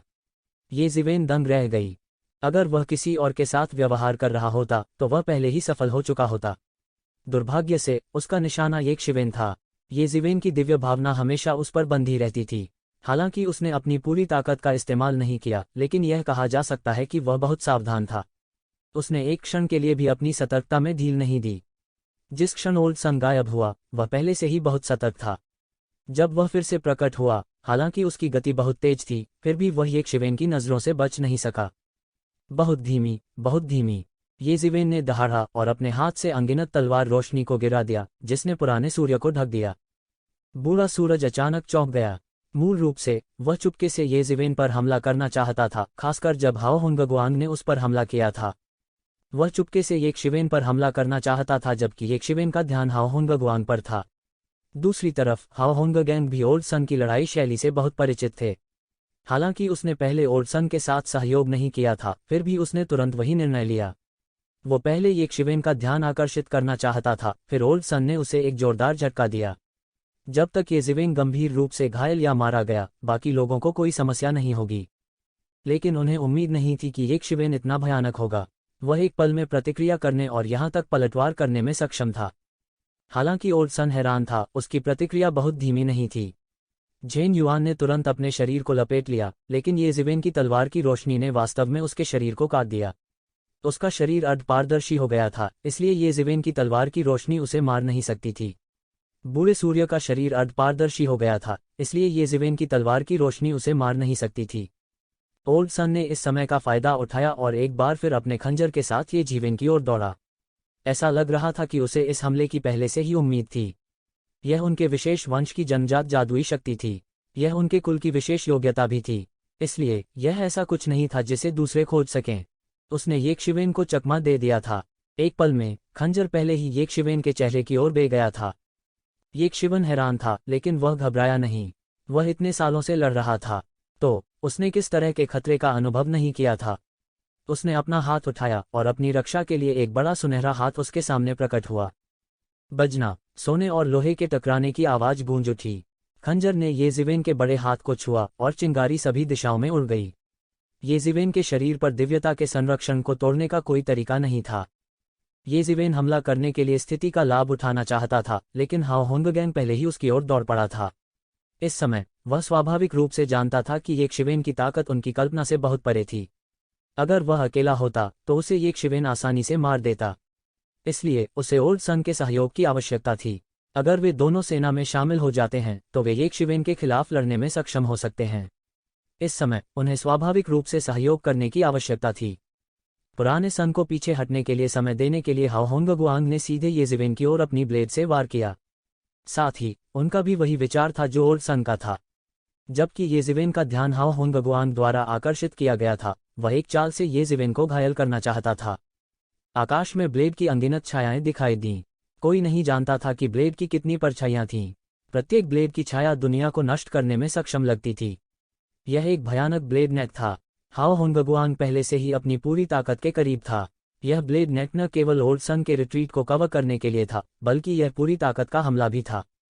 येजिवेन की तलवार अचानक विशाल आकाश में फैल गई। उसने कोई फैंसी हरकत नहीं की। उसकी तलवार सीधे अनगिनत ब्लेड रोशनी को भेदती है। ये शिवेन की तलवार के संपर्क में आते ही वे ब्लेड लाइटें ढह गईं। ऐसा लग रहा था मानो वे एक भी वार झेल नहीं पा रहे हों। हालांकि उसकी ताकत येजिवेन की तुलना में कमजोर नहीं हो सकती है। इस समय येजिवेन ने एक तलवार से सभी चीजों को तोड़ने की तकनीक को चरम सीमा तक प्रदर्शित किया। उसने सीधे कृपाण जाल को फाड़ दिया और फिर तुरंत हाओ होंगगुआंग की ओर फिसल गया। हाओ होंगगुआंग अचंभित रह गया जब उसने देखा कि येकशिवेन की तलवार इतनी भयानक थी। वह बार बार पीछे हट गया। हालांकि येजिवेन उसे ऐसा अवसर देने को तैयार नहीं थी। वह आगे बढ़ा और हाओ होंगगुआंग का पीछा किया। तलवार की रोशनी जहरीली जीभ की तरह थी। यह शरीर के पीछे एक छाया की तरह था। शुआ, हवा में छुरा घोंपने की एक और आवाज। ओल्ड सन का फिगर सीधे उछल गया। उसने येकशिवेन को उसका पीछा करने का मौका नहीं दिया। ध्यान से, गाओ जुबान ने ऊंची आवाज में याद दिलाया। हर कोई थोड़ा चिंतित दिख रहा था, इस बात से चिंतित कि येकशिवेन को रोका जाएगा। उन दोनों ने आगे और पीछे एक दूसरे का सहयोग किया था और वास्तव में येजिवेन को थामने में कामयाब रहे थे। अगर ऐसा ही चलता रहा तो शायद लड़ाई रस्साकशी में बदल जाएगी। अगर यह सिर्फ एक सामान्य स्थिति होती तो यह कोई बड़ी बात नहीं होती। हालांकि हुआंग विशान की चोटें धीरे धीरे ठीक हो रही थीं और वह पहले से ही येजिवेन को लालच से देख रहा था। अगर ऐसा ही चलता रहा तो स्थिति एक बार फिर से प्रतिकूल स्थिति में तब्दील हो जाएगी। नहीं, अगर यह जारी रहा तो येजिवेन उन्हें रोक नहीं पाएगी। थोड़ी देर प्रतीक्षा करें, हम सीधे हस्तक्षेप करेंगे और उनमें से एक को पकड़ लेंगे। हम येजिवेन को दूसरे को मारने के लिए समय देंगे। जब तक येजिवेन है उनमें से एक को मार देता है, बाकी को कोई समस्या नहीं होगी। गाओ हुआन ने कहा। ऐसी आपात स्थिति में भी वह अभी भी शांत था और लड़ने का सबसे अच्छा तरीका सोच सकता था। सभी ने सिर हिलाया। वे कैसे नहीं समझ सकते थे कि इस समय येजिवेन उनका सबसे बड़ा सहारा थी। अगर येकशिवेन भी बाहर आ गए तो वे वास्तव में समाप्त हो जाएंगे। बात बस इतनी थी कि लड़ाई अभी बहुत जल्दी बदल गई थी, इसलिए उन्हें हस्तक्षेप करने का अवसर नहीं मिला। गाओ जुबान के याद दिलाने के बिना भी येजिवेन ने ओल्ड सन के अचानक हमले को पहले ही देख लिया था। अचानक उसके दिल में जलन का एक विस्फोट महसूस हुआ।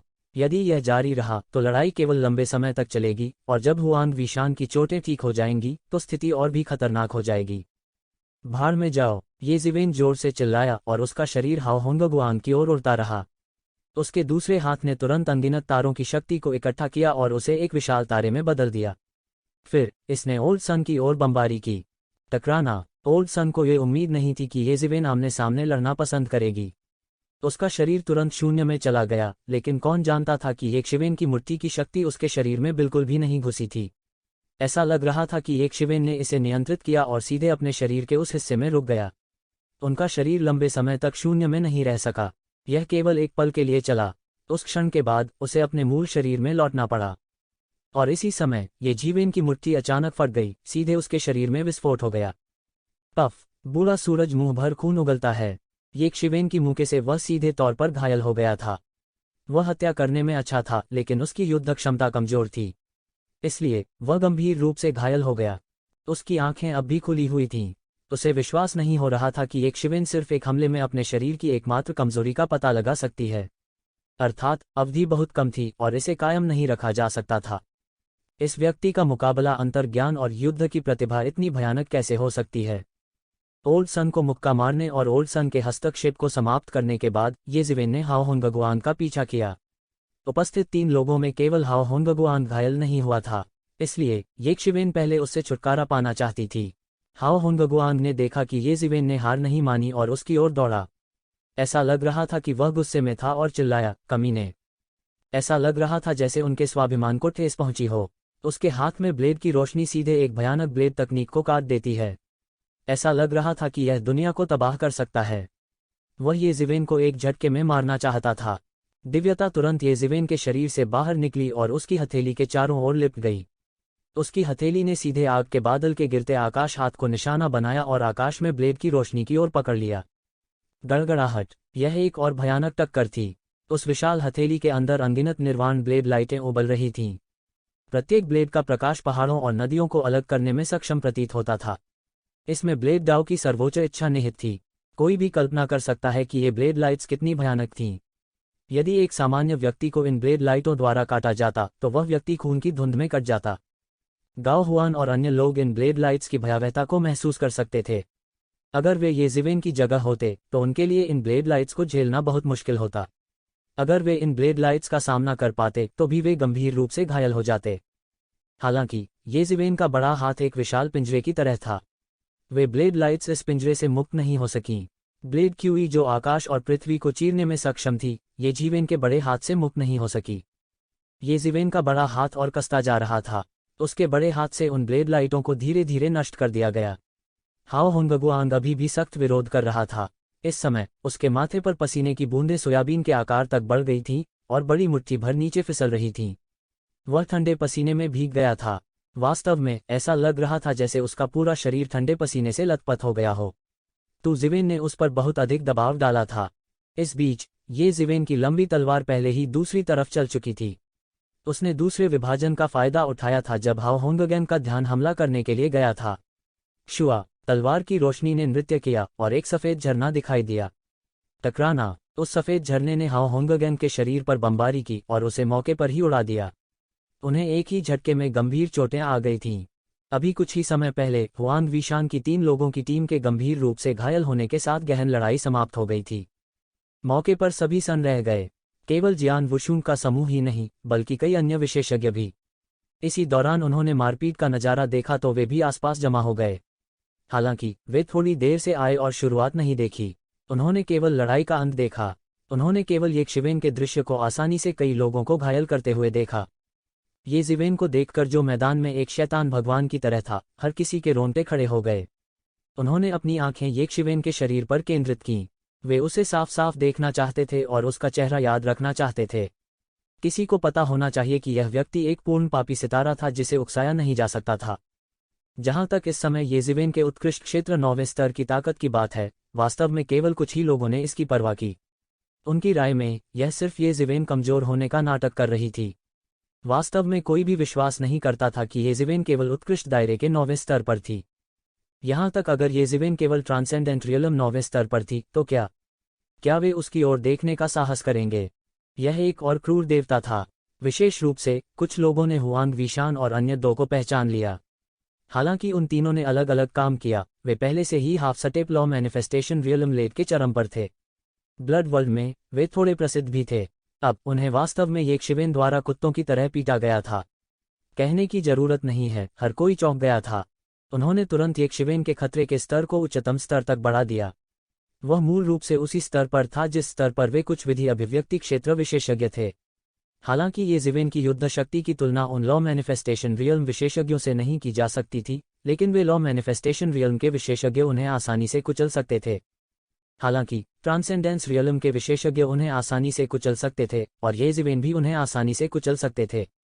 उनके लिए, चाहे वो ये जिवेन हो या ट्रांसेंडेंस रियल्म के विशेषज्ञ, वे सभी विरोधी थे जिनसे मुकाबला करना मुश्किल था। क्या अंतर था? उनका इंतजार किए बिना उन्होंने देखा कि एक शिवेन ने फिर से उनका पीछा किया था। वह उन सबको मारने जा रहा था। बहुत से लोगों ने अपने दिलों में ठंडक महसूस की। यह ठीक होता अगर ये शिवेन ही शक्तिशाली होती।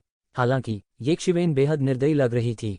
उन्हें गंभीर रूप से घायल करने के बाद भी उसने उन्हें जाने नहीं दिया। निर्दयी शत्रु डरावना नहीं था, शक्तिशाली शत्रु भी डरावना नहीं था। हालांकि दोनों स्थितियों वाला कोई व्यक्ति एक भयानक प्रतिद्वंद्वी होगा। इस समय उपस्थित सभी लोगों ने ये जिवेन के समूह को उन लोगों के रूप में सूचीबद्ध किया था जिन्हें उन्हें ठेस नहीं पहुंचानी चाहिए। इस समय ये जिवेन को नहीं पता था कि वह एक ऐसा अस्तित्व बन गया था जिसे इन लोगों के दिलों में नाराज नहीं किया जा सकता था। वह उसी स्तर पर था जिस स्तर पर वे कानून प्रकटीकरण क्षेत्र के विशेषज्ञ थे। हालांकि उसने सबके सामने हुआंग विशान और अन्य दो को गंभीर रूप से घायल कर दिया। क्या यह इन लोगों को डराने के लिए नहीं था? इसने उन्हें उस पर कोई विचार रखने से बचाया, अपनी ख्याति फैलाकर अनावश्यक लड़ाइयों से स्वयं को बचा सके। बजना, ये जिवेन के हाथ में तलवार की रोशनी सीधे विशाल आकाश में फैल गई और हुआंग विशान को घेर लिया, जो पहले ही काफी हद तक ठीक हो चुका था। हुआंग विशान यह देखकर चौंक गया। उसे उम्मीद नहीं थी कि एक शिवेन वास्तव में उन दो लोगों को जाने देगी और सीधे उसे निशाना बनाएगी। वह तुरंत भागना चाहता था, लेकिन वह एक शिवेन की तलवार की रोशनी के सामने टिक नहीं सका। ये जिवेन ने उसे मौके पर ही सीधे दो हिस्सों में तोड़ दिया और खून सीधे बाहर निकल आया। फिर त्यानयुवान दर्पण सीधे सारे खून को बहा ले गया। फिर ये जिवेन ने तुरंत ओल्ड सन को पकड़ लिया। ये जिवेन द्वारा ओल्ड सन को गंभीर रूप से घायल कर दिया गया था और उसके सीने में एक बड़ा छेद था। यह कहा जा सकता है कि एक शिवेन द्वारा उसे बुरी तरह घायल कर दिया गया था। इस समय वह एक शिवेन के हाथों से बचने के लिए संघर्ष कर रहा था, लेकिन वह कैसे बच सकता था? एक शिवेन ने उसे आसानी से मार डाला। उन दोनों के सिर काटे जाने के बाद हाओ होंगगुआंग, जिसे गंभीर चोटें आई थीं, अकेले कुछ नहीं कर सकता था। तो वह भी ये शिवेन द्वारा मारा गया था। न केवल ये लोग मारे गए, बल्कि उनकी दौलत भी ये जिवेन के हाथों में चली गई। ये लोग कुंवारे थे, लेकिन इनके पास काफी दौलत भी थी। ये जिवेन के पास अकेले ब्लडस्टोन्स से ही 100 मिलियन ब्लडस्टोन्स थे। यह कहा जा सकता है कि उसने फिर से भाग्य बनाया था। इन ब्लडस्टोन्स को भी हर समय रहस्यमयी जगह में भेजा जाता था। फिर वे विभिन्न मार्शल आर्ट छापों और अंतर्दृष्टि में परिवर्तित हो गए। ये जिवेन की ताकत में हर समय सुधार हो रहा था और वह हर समय अलग अलग बदलावों का अनुभव कर रहा था। वास्तव में ये जिवेन ने पहले ही मल्टीटास्क करना सीख लिया था और वह लगातार विभिन्न मार्शल आर्ट की सूक्ष्मताओं का पता लगा सकता था। यह कहा जा सकता है कि उनके लिए सामान्य समय में भी खेती की दक्षता बंद दरवाजे की खेती से ज्यादा खराब नहीं थी। हालांकि इस तरह की स्थिति आम नहीं थी। कारण यह था कि उसके पास इतने सारे स्पिरिट क्रिस्टल या रक्त के पत्थर नहीं थे कि वह बर्बाद कर सके। किसी को इस तथ्य से मूर्ख नहीं बनना चाहिए कि उसके पास बहुत सारे रक्त के पत्थर या स्पिरिट क्रिस्टल थे। वास्तव में उसे खेती की तकनीक निकालने के लिए करोड़ों स्पिरिट क्रिस्टल या ब्लड स्टोन की आवश्यकता होगी। तो यह खपत अभूतपूर्व थी। अगर यह सिर्फ ये बिखरी हुई कटौती थी तो यह कुछ भी नहीं था, लेकिन अगर उसे हर समय एपिफेनी की स्थिति में रहना पड़ा, भले ही वह अमीर हो, तो उसे लंबे समय तक बनाए रखने का कोई तरीका नहीं था। अन्यथा उसकी कटौती और समझ की गति के अनुसार कानून अभिव्यक्ति दायरे को पार करने में देर नहीं लग सकती है। जैसा कि कहा जाता है, सब कुछ स्वर्ग द्वारा तय किया जाता है। इस दुनिया में कुछ भी परफेक्ट नहीं है, लेकिन फिर भी ये शिवेन पहले से ही बहुत संतुष्ट थी। वह आज की उपलब्धियां प्राप्त कर सकता था और इन प्रतिभाओं को पार कर सकता था। अन्य बातों के अलावा सबसे बड़ा योगदान अभी भी इस रहस्यमय स्थान का था। जब तक यह रहस्यमय स्थान अस्तित्व में था, तब तक उसे विश्वास था कि प्रतिभाएं कितनी भयानक थीं। कुछ देर बाद सभी को होश आया। लड़ाई पहले ही खत्म हो चुकी थी, खासकर उन दर्शकों की। इस समय उन्होंने अपना सिर घुमाया और एक के बाद एक निकल गए। उन्हें डर था कि एक शिवेन उन्हें नोटिस कर लेगी और उन्हें रास्ते में ही मार डालेगी। तुम बहुत शक्तिशाली हो, हे, हम भविष्य में आपकी सुरक्षा में तिरछे चलने में सक्षम होंगे।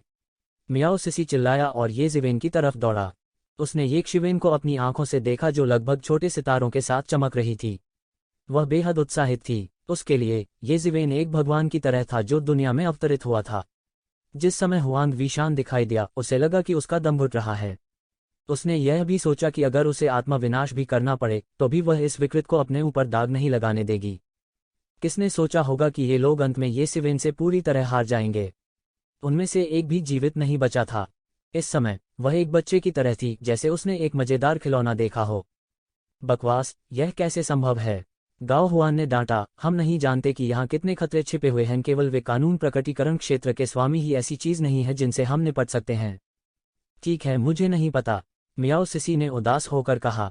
हुआंग विशान और अन्य लोगों के उदाहरण के साथ किसी ने भी इस टीम के बारे में कोई विचार रखने की हिम्मत नहीं की। सबका सफ़र काफ़ी सुहाना रहा। इस भूमिगत दुनिया की ओर बढ़ते हुए उन्होंने रास्ते में खून के जानवरों और रक्त राक्षसों को मार डाला। रास्ते में फसल काफ़ी फलदायी थी।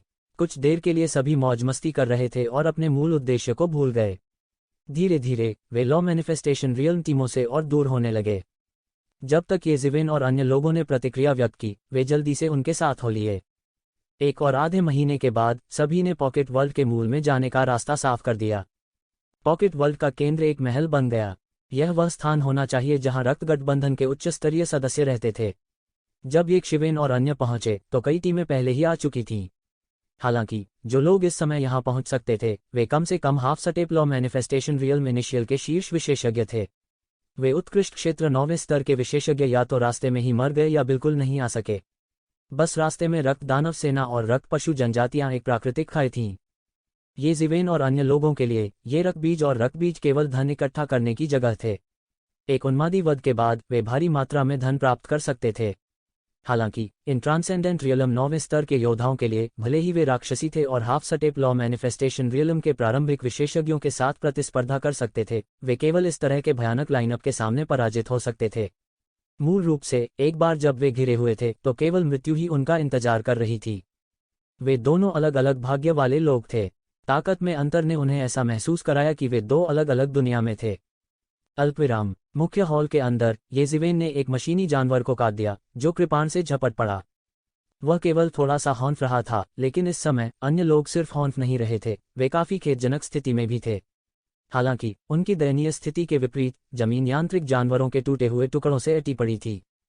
जैसे ही उन्होंने महल में प्रवेश किया वे तुरंत यांत्रिक जानवरों के एक समूह से घिरे हुए थे।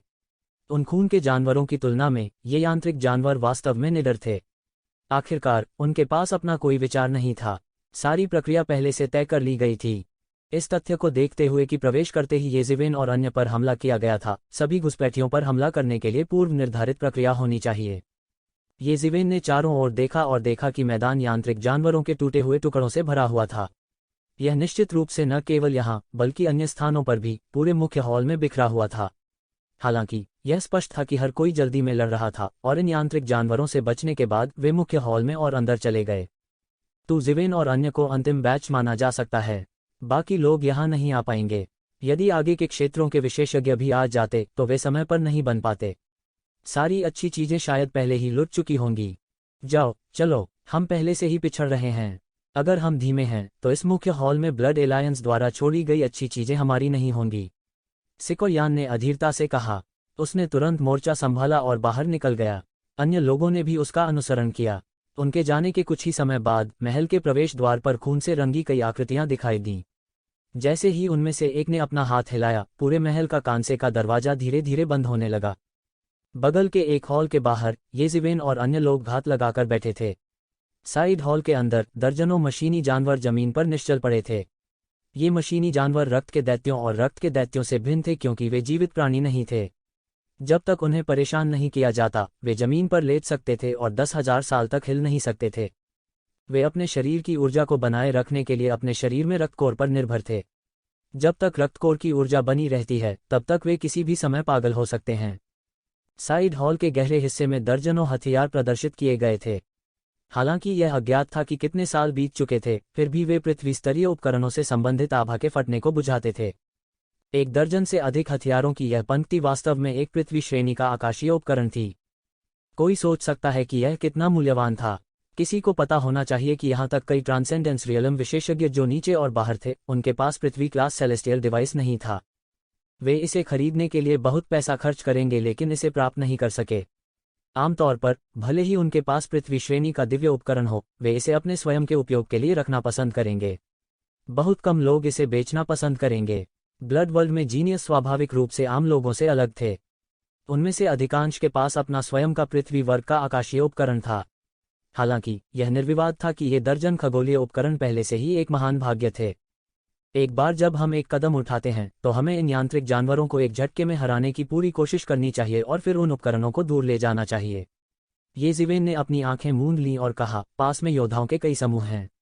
अगर हमें कोई चाल चलने में देर हुई तो यह उनका ध्यान आकर्षित कर सकता है। बाकी लोग भी येज़िवेन के पीछे चल दिए और वे भी येज़िवेन की राय से सहमत थे। अब वे येशिवेन के नेता के रूप में अभ्यस्त हो गए थे। हालांकि येशिवेन अक्सर नहीं बोलते थे, लेकिन एक बार उनकी कोई राय हो गई तो हर किसी के द्वारा गंभीरता से लिया जाना आसान था। इसके अलावा लड़ाई की इस अवधि के बाद सभी ने आखिरकार कुछ नियमों का पता लगाया। हालांकि पूरा महल बड़ा नहीं था, फिर भी बड़ी संख्या में विशेषज्ञ इधर उधर भटक रहे थे। इसलिए अगर वे जल्दी से इन यांत्रिक जानवरों से छुटकारा नहीं पा सके तो यह बड़ी संख्या में विशेषज्ञों की लालची आंखों को आकर्षित करेगा। साधारण खजाने उन्हें आकर्षित करने में सक्षम नहीं हो सकते हैं, लेकिन ये दर्जनों पृथ्वी स्तरीय उपकरण निश्चित रूप से उन्हें पागल करने के लिए पर्याप्त थे। इसलिए येज़िवेन और अन्य लोगों को जल्दी से इन यांत्रिक जानवरों से छुटकारा पाना चाहिए। सौभाग्य से ये यांत्रिक जानवर मर चुके थे। जब तक वे एक निश्चित दूरी के भीतर इन यांत्रिक जानवरों के पास नहीं जाते तब तक ये यांत्रिक जानवर नहीं जागते। इसलिए वे यहाँ शांति से युद्ध की योजना बना सकते थे। येज़िवेन ने व्यवस्था की थी कि प्रत्येक व्यक्ति इन यांत्रिक जानवरों के पीछे के लिए जिम्मेदार होगा। इसे करें, येज़िवेन चिल्लाया। एक अजगर की तरह उसने मोर्चा संभाला और अन्य लोगों द्वारा पीछा किए जाने वाले प्रकाश पर दौड़ पड़ा। यहाँ तक ये कियानकियान भी मियाओसिसी के संरक्षण में बाहर निकल आया। ये कियानकियान ने पहले ही साधु लोक में प्रवेश कर लिया था। वह अब भी कमजोर थी, हालांकि वह अब पहले की तरह शक्तिहीन नहीं थी। येज़िवेन और अन्य लोग अंदर भागे और लगभग एक ही पल में उन्होंने उन यांत्रिक जानवरों को चालू कर दिया, जिसने तुरंत उन्हें एक के बाद एक जीवित कर दिया। उन प्राचीन यांत्रिक जानवरों ने काम करना शुरू कर दिया और कानों में क्रेक क्रेक की आवाज गूंजने लगी।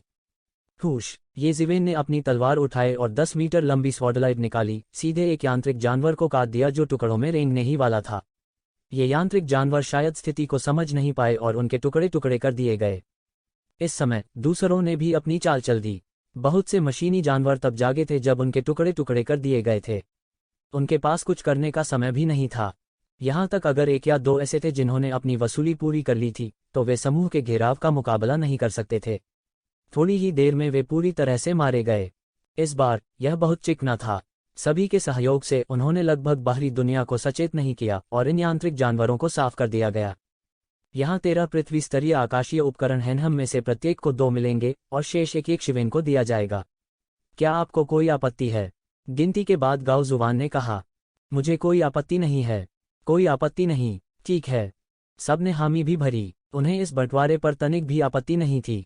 ये कियानिकियन को भी उनके द्वारा एक व्यक्ति के रूप में गिना गया था और येज़िवेन ने खुद उसे एक गुलाम के रूप में नहीं माना था। चूंकि येशिवेन का रवैया ऐसा था, स्वाभाविक रूप से हर कोई उसे ऐसा नहीं मानता। जिस किसी ने भी योगदान दिया था उसे एक हिस्सा मिलेगा और येज़िवेन वह थी जिसने सबसे अधिक निपटारा किया था, इसलिए अतिरिक्त लोग येज़िवेन के होंगे। यह पहली बार नहीं था जब उन्होंने इस तरह की चीजों का सामना किया। हर कोई इस प्रक्रिया से परिचित था और यह लगभग एक मौन नियम बन गया था। कुछ भी कहने का कोई मूल्य नहीं था और सभी ने जो आकाशीय उपकरण उन्हें चाहिए थे वे ले गए। येज़िवेन ने दिखावा नहीं किया और सीधे 3 तलवार प्रकार के खगोलीय उपकरण ले गए। उनमें से 2 तलवारें थीं और दूसरा एक लंबा भाला था। 2 तलवारों की गुणवत्ता सबसे कम थी, केवल पृथ्वी स्तर के प्राथमिक स्तर पर, जबकि लंबे भाले की गुणवत्ता पृथ्वी स्तर के मध्यवर्ती स्तर पर थोड़ी अधिक थी। दुर्भाग्य से येज़िवेन ने भाले का इस्तेमाल नहीं किया। हालांकि उसके लिए किसी भी तरह की मार्शल आर्ट का इस्तेमाल करना सबसे महत्वपूर्ण बात नहीं थी, लेकिन वह कृपाण या तलवार का इस्तेमाल करने का आदी था, इसलिए उसके पास भाले की तकनीक पर ज्यादा शोध नहीं था। अधिक से अधिक उन्हें केवल कुछ बुनियादी ज्ञान था। यदि वह भाले की तकनीक का उपयोग तलवार की तकनीक और कृपाण की तकनीक के स्तर तक करना चाहता था तो उसे नहीं पता था कि उसे कितने स्पिरिट क्रिस्टल खर्च करने होंगे। इसलिए जैसे ही उसे लंबा भाला मिला उसने पहले ही उसे बेचने का फैसला कर लिया था। हालांकि उसे इसकी आवश्यकता नहीं थी, लेकिन वास्तव में पृथ्वी स्तर के मध्य स्तर के आकाशीय उपकरण अभी भी बाहरी दुनिया में बहुत लोकप्रिय थे। जी, पृथ्वी के स्तर के इतने आकाशीय उपकरण, ऐसा लगता है कि स्वर्ग मेरी तरफ है। अचानक सबके पीछे से एक ठंडी आवाज आई और हर कोई चौंक गया। उन्होंने अपना सिर घुमाया और एक युवक को कुछ भयावह चेहरे के साथ देखा। उन्हें नहीं पता था कि वह उनके पीछे कब प्रकट हुआ था, लेकिन उसकी आंखें ठंडी और लालची थीं क्योंकि वह आकाशीय उपकरणों को देख रहा था जिन्हें सभी ने अभी अभी हटा दिया था। जियू! एक तीखी आवाज हवा में चुभ गई। यह सिको यान था। उसने अपना हाथ उठाया और युवक के सिर को फोड़ने के इरादे से तीर चला दिया। उसने कुछ कहा नहीं। तुम्हें क्या लगता है कि तुम कौन हो? हमारी चीजें चुराने की तुम्हारी हिम्मत कैसे हुई? कई लोग कार्रवाई करने के लिए तैयार थे और वे इस दुष्ट युवक को सबक सिखाना चाहते थे। आप मृत्यु का अर्थ नहीं जानते। भयावह युवक ने उपहास किया, जब मैं वांगशी कुछ चाहता हूं तो कोई भी मना नहीं कर सकता। मैं मूल रूप से आपकी लाशों को छोड़ना चाहता था, लेकिन अब ऐसा लगता है कि मुझे इसकी आवश्यकता नहीं है। जैसा कि उन्होंने कहा, भयावह युवक, वांगशी ने उपहास किया। उसने एक हाथ बढ़ाया और आने वाले तीर को कुचल दिया। फिर अपनी आस्तीन के एक झटके से उसने इसके साथ सिकोयान को उड़ा दिया। पफ! सिकोयान ने खून से लथपथ चीख निकाली क्योंकि उसके शरीर को उड़ते हुए साइड हॉल में एक खंभे से टकराते हुए भेजा गया था। प्रभाव ने मजबूत स्तंभ पर मानव के आकार का निशान छोड़ा। कोई कल्पना कर सकता है कि उस टक्कर में कितना बल लगाया गया था। सिकोयान, जो पहले से ही हाफ स्टेप ट्रांसेंडेंस दायरे के चरम पर था और किसी भी समय ट्रांसेंडेंस दायरे में कदम रख सकता था, वांगशी के सामने पूरी तरह से शक्तिहीन था। इस दृश्य ने सभी को ठंडी हवा की सांस लेने पर मजबूर कर दिया। सभी ने एक के बाद एक ये शिवेन की तरफ देखा। शायद ये जिवेन भी इतनी भयानक युद्ध शक्ति हासिल नहीं कर सका। वांगशी, तुम वांगशी हो? इस समय गाओजुवान ने अचानक कहा। तभी सभी को याद आया और उन्होंने तुरंत महसूस किया कि उनकी खोपड़ी सुन्न हो गई है। एक एक करके उन्हें याद आया कि यह वांगशी कौन थी। इस समय के दौरान वांगशी को बहुत प्रसिद्ध कहा जा सकता था, लेकिन उनकी प्रसिद्धि का कारण इतना शानदार नहीं था। इस समय के दौरान वह केवल इसलिए प्रसिद्ध हो सका क्योंकि वह दूसरों को लूटने में माहिर था। उसने महल में धन की खोज नहीं की, बल्कि हॉल में अन्य योद्धाओं को लूटने और उनके धन को लूटने पर पूरी तरह से भरोसा किया। यदि यह केवल एक साधारण विशेषज्ञ होता तो यह ठीक होता, लेकिन वांगशी वास्तव में एक ट्रांसेंडेंस रियलम विशेषज्ञ थे। कोई कल्पना कर सकता है कि वांगशी हर किसी के लिए कितना बड़ा खतरा था। जब इन योद्धाओं को लूटने में माहिर एक ट्रांसेंडेंस रियलम विशेषज्ञ, सफलता दर एक भयानक स्तर पर पहुंच गई। इसके अलावा वांगशी निर्मम थी और कभी किसी को जीवित नहीं छोड़ेगी। इसलिए जब उसका सामना हुआ तो बहुत कम थे जो बच सके। चंद खुशनसीब ही उससे बच पाए। इसलिए किंग स्नैक को कुख्यात कहा जा सकता है। किसी ने नहीं सोचा था कि वे वास्तव में इस कुख्यात जहरीले सांप को आकर्षित करेंगे। उन्हें डर था कि इस बार यह एक आपदा होगी। के मैं तुम्हें खुद को मारने का मौका दूंगा, वरना मैं तुम्हें मार डालूंगा।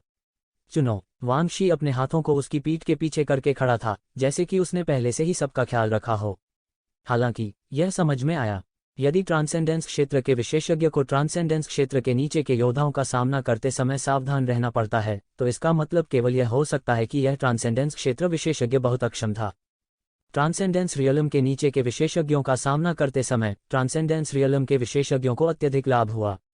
यह कुछ ऐसा नहीं था जिसकी तुलना आधे अधूरे ट्रांसेंडेंस रियलम विशेषज्ञ कर सकते हैं। बेशक कुछ राक्षसी प्रतिभाएं थीं जो उच्च स्तर के लोगों को चुनौती दे सकती थीं, लेकिन वह स्वयं एक राक्षसी प्रतिभा थी। उसे कौन पार कर सकता था? उन्हें यह विश्वास था। इस समय उन्होंने भीड़ की प्रतिक्रियाओं की परवाह नहीं की। ऐसा लग रहा था कि वह हिसाब लगा रहा है कि इस बार वह कितनी दौलत लूट सकता है। यह सबसे महत्वपूर्ण बात थी। उसके पहले ये लोग केवल मरने वाले लोग थे। ये जिवेन ने एक गहरी सांस ली और कहा, तुम लोग सिकोयान लो और चले जाओ। मैं पीछे को कवर करूंगा।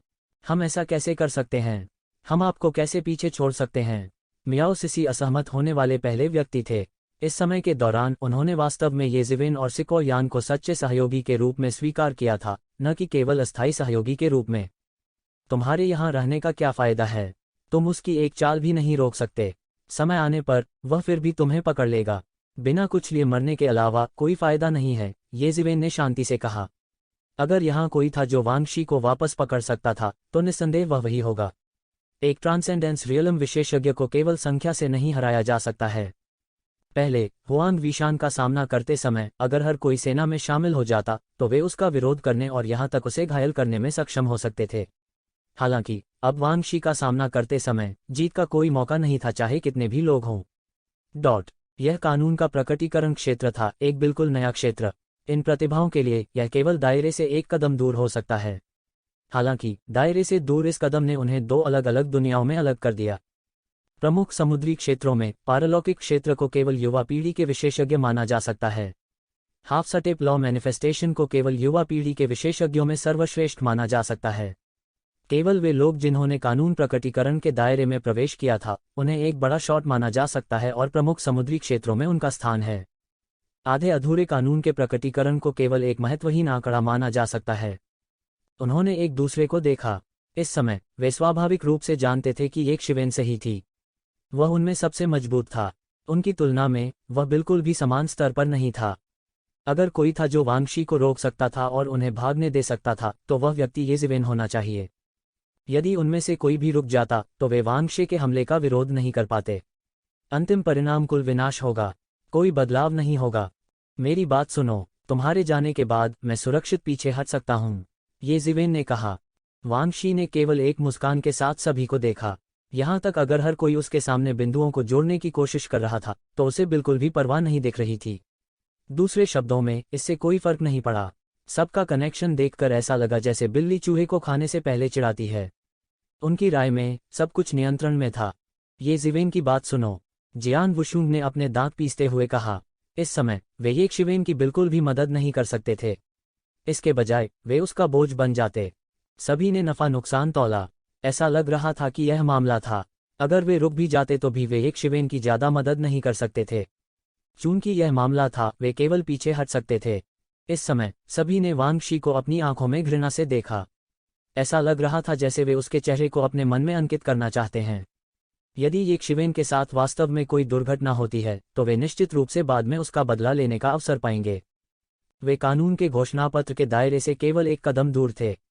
उन्हें नहीं पता था कि वे वास्तव में कब कानून के घोषणापत्र के दायरे में प्रवेश कर सकते हैं। उस समय यह कहना मुश्किल होगा कि कौन किसे मारने वाला होगा। वांगशी ने हर किसी की घृणित निगाहों की परवाह नहीं की। इसके विपरीत, वह मरने से पहले अपने शिकार की क्रोधी टकटकी को पसंद करता था।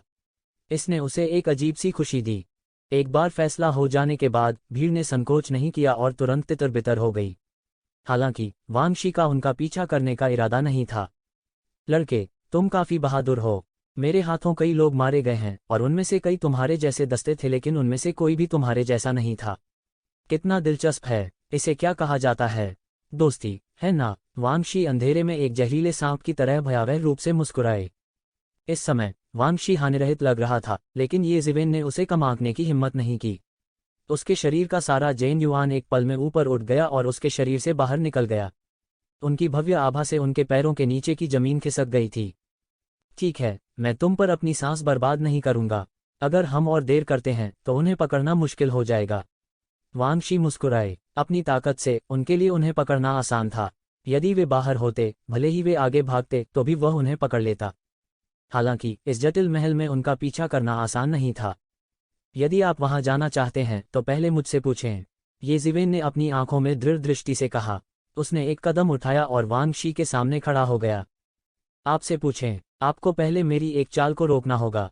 वांगशी तिरस्कारपूर्वक मुस्कुराए। बेशर्मी से शेख ही बघारना, लेकिन बस इतना ही। मैंने तुम्हें इतने लंबे समय तक जीने दिया और इतनी देर तक सांस लेने दी। बस इसे अपना धन लेने के लिए मेरे पुरस्कार के रूप में ले लो।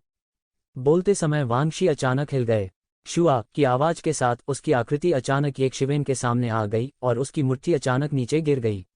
भयानक मुट्ठी ऊर्जा अभी तक नहीं आई थी, लेकिन तेज हवा चल रही थी जिससे ये जिवेन के कपड़े फड़फड़ा रहे थे और उसके बाल पागलों की तरह लहरा रहे थे। ये शिवेन के चेहरे पर थोड़ा आश्चर्य के भाव दिखाई दिए। एक लॉ मैनिफेस्टेशन रियल मास्टर की गति उसकी कल्पना से भी तेज थी। यह पहली बार था जब उनका लॉ मैनिफेस्टेशन रियल मास्टर के साथ आमना सामना हुआ था। हालांकि वह पहले भी एक लॉ मैनिफेस्टेशन रियल मास्टर द्वारा पकड़ा गया था, लेकिन वह वास्तव में भाग रहा था। उस समय उसकी ताकत बहुत दूर थी और उसके लिए कानून घोषणा क्षेत्र के मास्टर की भयावहता का पता लगाने का कोई तरीका नहीं था। यह पहली बार था जब उन्होंने लॉ मैनिफेस्टेशन रियल मास्टर के साथ लड़ाई की। हालांकि वह थोड़ा हैरान था, लेकिन उसकी प्रतिक्रिया बेहद तेज थी। लगभग एक पल में उसकी पांचों उंगलियां मुट्ठी में दब गईं और उसने तुरंत उसका पीछा किया। उसने अचानक एक मुक्का मारा और ऐसा लगा कि वह वांगशी से ज्यादा धीमा नहीं था। बूम! दोनों मुक्के हवा में बुरी तरह टकरा गए। अनगिनत ऊर्जा तरंगे समुद्र की लहरों की तरह परत दर परत बाहर की ओर बह रही हैं। थम थम थम। ये शिवेन अपने फिगर को स्थिर करने से पहले लगातार कुछ कदम पीछे हटे। उसने केवल यह महसूस किया कि उसके शरीर में एक भयानक शक्ति उबल रही थी और उसके शरीर में उसकी क्यूई और रक्त बेतहाशा बढ़ रहा था। वह लगभग इसे दबा नहीं सका और मुंह से खून उगल दिया। हालांकि वह जानता था कि इस सांस को हवा नहीं देनी चाहिए। एक बार जब यह निकाल दिया गया तो वह इसे फिर से इकट्ठा नहीं कर पाएगा। उस समय वह वास्तव में मर जाएगा। यह युद्ध के मैदान में जाने जैसा ही था, किसी का मनोबल नहीं गिरना चाहिए। खून के इस कौर ने उसकी अधिकांश शक्ति को तुरंत नष्ट कर दिया। वह इसे थूकने की हिम्मत कैसे करेगा? उसने जबरदस्ती इसे निगल लिया, खून के धब्बों को काट लिया और तुरंत अपनी श्वास को समायोजित करने के लिए फीनिक्स रीजनरेशन तकनीक का इस्तेमाल किया। उसने वांगशी को आश्चर्य और संदेह से भरी आंखों से देखा। क्या यह लॉ मैनिफेस्टेशन रियल मास्टर की सच्ची शक्ति है? वह अपने भौतिक शरीर को अच्छी तरह जानता था। हालांकि उन्होंने हाफ स्टेप लॉ मैनिफेस्टेशन दायरे में प्रवेश नहीं किया था। अगर half step law manifestation real master ने शारीरिक शक्ति के मामले में उनके साथ प्रतिस्पर्धा करने का साहस किया तो वे अपने भौतिक शरीर को नष्ट कर देंगे। Half step law manifestation real master के लिए उसका विरोधी होना असंभव था। अत्याचारी शरीर की अत्याचारी ताकत स्पष्ट थी, लेकिन जब एक लॉ मैनिफेस्टेशन रियलम मास्टर के साथ लड़ रहे थे तो वह वास्तव में पूरी तरह से नुकसान में था। ऐसा इसलिए था क्योंकि वांगशी शारीरिक मुकाबले में बहुत अच्छी नहीं लगती थी। अगर वह एक शारीरिक शोधन मास्टर का सामना करता है तो यह पंच उसे गंभीर रूप से घायल करने में सक्षम होगा। उनकी युद्ध शक्ति पहले से ही हाफ स्टेप ट्रांसेंडेंस दायरे के चरम पर थी। वह ट्रांसेंडेंस दायरे से केवल एक कदम दूर था। हालांकि यह एक कदम था जिसने दोनों पक्षों के बीच शक्ति के अंतर को स्वर्ग और पृथ्वी की तरह बना दिया। जब तक वह हाफ स्टेप ट्रांसेंडेंस दायरे में कदम नहीं रख पाता या ट्रांसेंडेंस दायरे के पहले स्वर्ग में किसी विशेषज्ञ के खिलाफ नहीं लड़ पाता। हालांकि यह एक लॉ मैनिफेस्टेशन रियलम मास्टर की सच्ची अत्याचारी ताकत नहीं थी। एक लॉ मैनिफेस्टेशन रियलम मास्टर की वास्तविक अत्याचारी ताकत उनके डोमेन में थी। यह सोचकर येशिवेन की अभिव्यक्ति और भी गंभीर हो गई। भले ही उसने अपनी पूरी ताकत लगा दी हो, वह ऐसे प्रतिद्वंद्वी के लिए एक मैच नहीं होगा। हालांकि अब उसे रोकने के लिए उसे लड़ना पड़ा। वांगशी ने भी कुछ दंग भाव से येशिवेन को देखा। अप्रत्याशित रूप से येशिवेन के मुंह ने उसे नहीं उड़ाया। वास्तव में उन्हें कोई गंभीर चोट भी नहीं आई थी। ऐसा लग रहा था कि येशिवेन को केवल कुछ मामूली चोटें आई थीं। इस व्यक्ति की शारीरिक साधना असाधारण थी। हालांकि यह केवल असाधारण था। वह मोटा मास्क होने वाला था जो पहले से ही उसके मुंह में था। उसे घबराहट होने लगी। ऐसा लगता है कि मैं कुछ ताकत का उपयोग किए बिना आपसे छुटकारा नहीं पा सकता। क्या बदबूदार और सड़ा हुआ कीड़ा है? वांगशी थोड़ा अधीर होने लगी। उसने अपनी 5 उंगलियों को मुट्ठी में जकड़ लिया और उसके चारों ओर अनगिनत रक्ताभा समाहित हो गई और उसके हाथ में इकट्ठा हो गई। ड्रैगन सांप परिवर्तन। येशिवेन ने अपनी मुट्ठी मारी और एक भयानक मुट्ठी ऊर्जा येशिवेन की ओर फूटी। एक पल में रक्त की विशाल ऊर्जा से संपन्न लग रहा था और तुरंत जीवित हो गया। यह एक भयानक बार ड्रैगन में बदल गया और अपना बड़ा मुंह खोल दिया और सीधे येशिवेन को मारने के लिए उसकी ओर दौड़ा। येशिवेन ने संकोच नहीं किया और सीधे अपनी तलवार खोल दी। इस हमले की शक्ति का परीक्षण करने के लिए तैयार तलवार की चमकदार रोशनी ने सीधे ड्रैगन पर बमबारी की। बूम! जैसे ही तलवार की चमक और मुट्ठी की ऊर्जा टकराए, क्षण भर में एक तरफा स्थिति प्रकट हो गई। मुट्ठी की ऊर्जा ने तुरंत तलवार की चमक को नष्ट कर दिया। मूल रूप से बहुत तेज तलवार की चमक उसकी मुट्ठी ऊर्जा के बमबारी के तहत धराशायी हो गई थी। उसे खून के रंग के फ्लड ड्रैगन ने निगल लिया, जिससे उसकी ताकत और भी बढ़ गई। अच्छा नहीं है। येशिवेन का रंग अचानक बदल गया और उसका फिगर बार बार चमकने लगा। उसके सामने फ्लड ड्रैगन पहले ही उस पर झपट चुका था और उसके रक्त लाल सामने के पंजे 2 बड़े चिमटों की तरह थे जो येशिवेन की ओर लपक रहे थे। शुआ! जिस समय ड्रैगन येशिवेन पर झपटने वाला था, वह पहले से ही सुनहरी रोशनी के एक समूह में बदल गया था और वांगशी के सामने गायब हो गया था। उस महत्वपूर्ण क्षण में येशिवेन ने वास्तव में इसे चकमा दे दिया। वांगशी और भी हैरान थी। इस बवुआ के पास न केवल एक उत्कृष्ट काया थी, बल्कि उसकी गति भी दूसरों से बेहतर थी। इस बवुआ ने वास्तव में उस चाल को चकमा दे दिया था जो उसने गुस्से में फेंकी थी। यह बवुआ वास्तव में सरल नहीं थी। कोई आश्चर्य नहीं कि वह स्वेच्छा से पीछे रहना चाहता था और पीछे को ऊपर लाना चाहता था। अगर वांगशी को लगता था कि येशिवेन पीछे से ऊपर आने के बाद सकुशल बच सकती है तो यह एक मजाक था और येशिवेन अपने साथियों को दिलासा दे रही थी, तो उसके दिल का विश्वास अब थोड़ा बदल गया था। अगर वह सावधान नहीं होता तो वह वास्तव में इस बच्चे को सकुशल बच निकलने देता। तब वह चेहरा खो देगा। यदि यह मामला फैल जाता तो इस अवधि के दौरान उन्होंने जो प्रतिष्ठा बनाई थी वह वास्तव में एक मजाक बन जाती। और उस समय जब वह अभी भी अचंभे में था, येशिवेन, जो मूल रूप से गायब हो गया था, अचानक उसके सामने आ गया। तलवार की रोशनी की एक किरण वास्तव में सीधे उसकी गर्दन की ओर जा रही थी, उसे पूरी तरह से मारना चाहती थी। धिक्कार है, मैं तुम्हारे साथ परेशानी की तलाश में नहीं गया था, लेकिन तुमने वास्तव में पलटवार करने का साहस किया। वांगशी को अचानक लगा कि उन्हें जमकर उकसाया गया है। कानून प्रकटीकरण क्षेत्र के एक मास्टर का सामना करते समय उसने वास्तव में पलटवार करने का साहस किया। यह कहा जा सकता है कि येशिवेन की हिम्मत कम नहीं थी। आप कितने दुस्साहसी हैं! वांगशी विस्फोटक रूप से चिल्लाया और फिर उसने तलवार की रोशनी को पकड़ने के लिए हाथ बढ़ाया। टकराना! तलवार की रोशनी उसके द्वारा जबरदस्ती तोड़ी गई थी। लगभग उसी समय एक और मुट्ठी बन गई और भयानक मुट्ठी की ऊर्जा ने तुरंत येशिवेन को घेर लिया, उसे पीट पीट कर मार डालना चाहती थी।